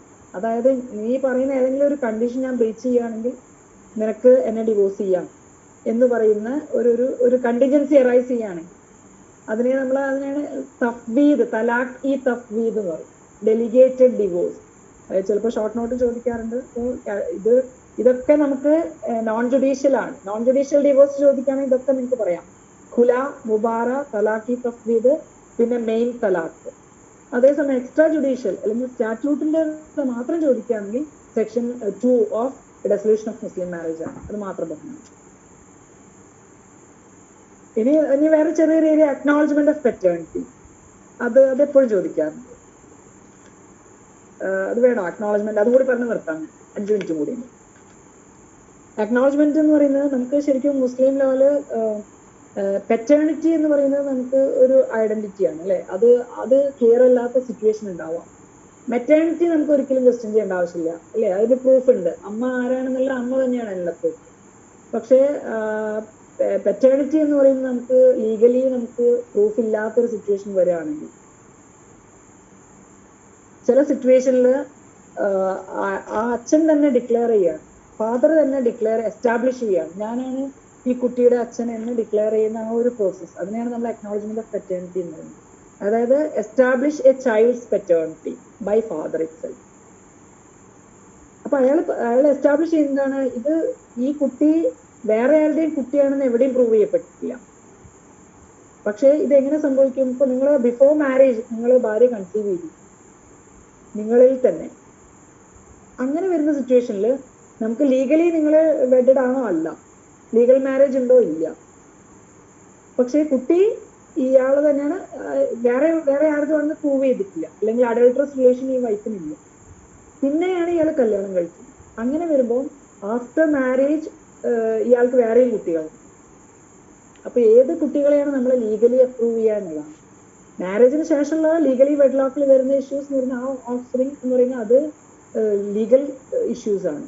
അതേസമയം ഈ കുട്ടികളെ നമ്മൾ എങ്ങനെയാണ്, നമുക്കൊരു ഐഡന്റിറ്റി, അവരുടെ പെറ്റേണിറ്റി ക്ലെയിം ചെയ്യാൻ പറ്റാത്ത ഒരു സിറ്റുവേഷൻ, അങ്ങനെ വരുന്ന സമയത്ത് ഈ ഫാദർ തന്നെ ഡിക്ലെയർ ചെയ്യുന്ന അതിനെയാണ് നമ്മൾ അക്നോളജ് ചെയ്യുക എന്ന് പറയുന്നത്. എപ്പോഴും ഷോർട്ട് നോട്ടും ചോദിക്കാറുണ്ട്. അപ്പൊ അതിലാകെ 4-5 പോയിന്റ്സ് നിങ്ങൾ നോക്കിയാൽ മതി. അക്നോളജ്മെന്റ് എന്ന് പറയുന്നത് അയാളുടെ ആ സൺഷിപ്പ് അല്ലെങ്കിൽ ഡോട്ടർഷിപ്പ് എന്ന് പറഞ്ഞാൽ അക്നോളജ് ചെയ്യുന്നത് അയാളുടെ ലെജിറ്റിമേറ്റ് സണ്ണിനെ തന്നെയാണ്. അയാൾ ഒരു അഡൾട്ടറസ് റിലേഷൻ അല്ലെങ്കിൽ വേറെ ആരുടെയും കുട്ടിയല്ല അയാൾ അക്നോളജ് ചെയ്യുന്നത്. ഫസ്റ്റ് പോയിന്റ്, അയാളുടെ ലെജിറ്റിമേറ്റ് സണ്ണായിട്ട് തന്നെയാണ് അയാൾ അക്നോളജ് ചെയ്യുന്നത്. സെക്കൻഡ് പോയിന്റ്, അയാള് ഒരു ഗ്യാപ്പ് ഇൻ ബിറ്റ്വീൻ വയസ്സിൻ്റെത് 12.5 years ഡിഫറൻസ് ഉണ്ടായിരിക്കണം. ആരെയാണോ അക്നോളജ് ചെയ്യുന്നത് അയാളുമായിട്ട് 12.5 വയസ്സിന്റെ വ്യത്യാസം വേണം. പിന്നെ ഇയാൾ അക്നോളജ് ചെയ്യുന്നത് ഒരു സിന എന്ന് പറയുന്നത് ഇല്ലിസിറ്റ് റിലേഷനിൽ ഉണ്ടാവുന്ന അല്ലെങ്കിൽ ഇൻസെസ്റ്റ് അല്ലെങ്കിൽ ഫോർണിക്കേഷൻ എന്നൊക്കെ പറയും അല്ലെ, അങ്ങനെ അഡൾട്ടറസ് റിലേഷനിലുള്ള ഒരാളെ അല്ല അയാൾ അക്നോളജ് ചെയ്യുന്നത്. ഇയാളുടെ തന്നെ കുട്ടിയെ തന്നെയാണ് അക്നോളജ് ചെയ്യുന്നത്. പക്ഷെ ആ സമയത്ത് ലീഗലി വെഡഡ് ആയിട്ടുള്ള വൈഫ് അല്ലായിരുന്നു. അങ്ങനെയുള്ള സിറ്റുവേഷൻ അത് നിങ്ങളൊന്ന് ജസ്റ്റ് ഇമാജിൻ ചെയ്തോ. അങ്ങനെ വരുമ്പോൾ ആ കുട്ടിയെ ഇയാൾ തന്നെ ആക്സെപ്റ്റ് ചെയ്യുന്നു എന്നുള്ളതാണ്. ഇനി ഈ കുട്ടി വേറെ ആരും അച്ഛനായിട്ട് ഈ കുട്ടിക്ക് ഇല്ല. Person acknowledge must not be known to be the child of another man. ഇത് വേറെ ആരുടെയും കുട്ടി അല്ല എന്ന് നമുക്ക് പ്രൂവ് ചെയ്യാൻ പറ്റും. എന്നാലും നമ്മുടെ കുട്ടിയാണോ നമുക്ക് പ്രൂവ് ചെയ്യാനും പറ്റാത്തൊരവസ്ഥ. അങ്ങനെയുള്ള സിറ്റുവേഷനിൽ നമ്മൾ അക്നോളജ് ചെയ്യുന്ന ഒരു പെറ്റേണിറ്റി അക്നോളജ് ചെയ്ത് കൊടുക്കുന്ന പ്രോസസ്സിനെയാണ് അക്നോളജ്മെന്റ് ഓഫ് പെറ്റേണിറ്റി എന്ന് പറയുന്നത്. അപ്പൊ അതിനെപ്പോഴും നിങ്ങൾ അത്ര മനസ്സ് ഉണ്ടാക്കേണ്ട, ഒരു 5 points ആയിട്ട് അത് എഴുതിയാൽ ക്ലിയർ ആവും.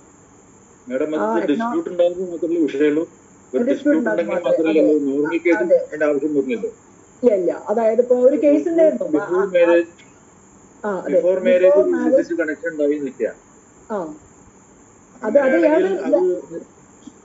അയാളെ അക്നോളജ് അയാൾ ഉറപ്പിക്കണം. അതായത് ഇത് ഇയാളുടേത് തന്നെയാണ്. അയാൾ സ്ത്രീക്ക് വേറൊരു ബന്ധം ഉണ്ടായിരുന്നെങ്കിൽ അയാൾ ഒരിക്കലും അക്നോളജ് ചെയ്യില്ല. അയാൾ അക്നോളജ് ചെയ്യുന്ന അയാളുടെ ലെജിറ്റിമേറ്റ് സണ്ണോ അല്ലെങ്കിൽ ഡോട്ടറെ തന്നെയാണ്. അയാൾ വെറുതെ ഒരാളെ അക്നോളജ് ചെയ്യില്ല. ഒരു സിന അല്ലെങ്കിൽ ഒരു അഡൾട്ടറസ് റിലേഷനിലുള്ള ഒരാളെ അല്ല അയാൾ അക്നോളജ് ചെയ്യുന്നത്. അയാൾ അക്നോളജ് ചെയ്യുന്നത് അയാളുടെ ബ്ലഡിനെ തന്നെയാണ് എന്നുള്ളതാണ്. അപ്പൊ നമ്മൾ കൃത്യമായിട്ട് പറയുന്നത് it is not prove that the child is the offspring of സിന. സിനായിൽ ഉണ്ടായ ഒരു കുട്ടിയാണെന്ന് അയാൾ പ്രൂവ് ചെയ്യാത്തൊരു കുട്ടീനെ, അതായത് ഇല്ലിസിറ്റ് ഇന്റർകോഴ്സിൽ ഉണ്ടാവാത്ത അല്ലെങ്കിൽ അങ്ങനെ നമുക്ക് കൃത്യമായിട്ട് പറയാൻ പറ്റുന്ന ഒരാളെയാണ് അയാൾ അക്നോളജ് ചെയ്യാവൂ. അയാളുടെ കുട്ടി തന്നെയാണ്. പക്ഷെ ആ ടൈമിൽ നിങ്ങൾ മാരീഡ് ആണോ വെച്ചാൽ അല്ല. നിങ്ങൾക്ക് മാരേജ് ഒരു വെഡ്ലോക്ക് ലീഗലി വെഡഡ് വൈഫ് ഉണ്ടോ വെച്ചാൽ ഇല്ല. അതിന് ശേഷമാണ് നിങ്ങൾ മാരി ചെയ്യുന്നത്. പക്ഷെ അയാളുടെ കുട്ടി തന്നെയാണ്. അപ്പൊ അങ്ങനെയുള്ള സിറ്റുവേഷനെയാണ് നമ്മൾ അക്നോളജ്മെന്റ് ഓഫ് പെറ്റേണിറ്റി എന്ന് പറയുന്നത്. ഇനി ഡൗട്ട്സ് എന്തെങ്കിലും ഉണ്ടോ? നല്ല സമയം 10 മണിയായി.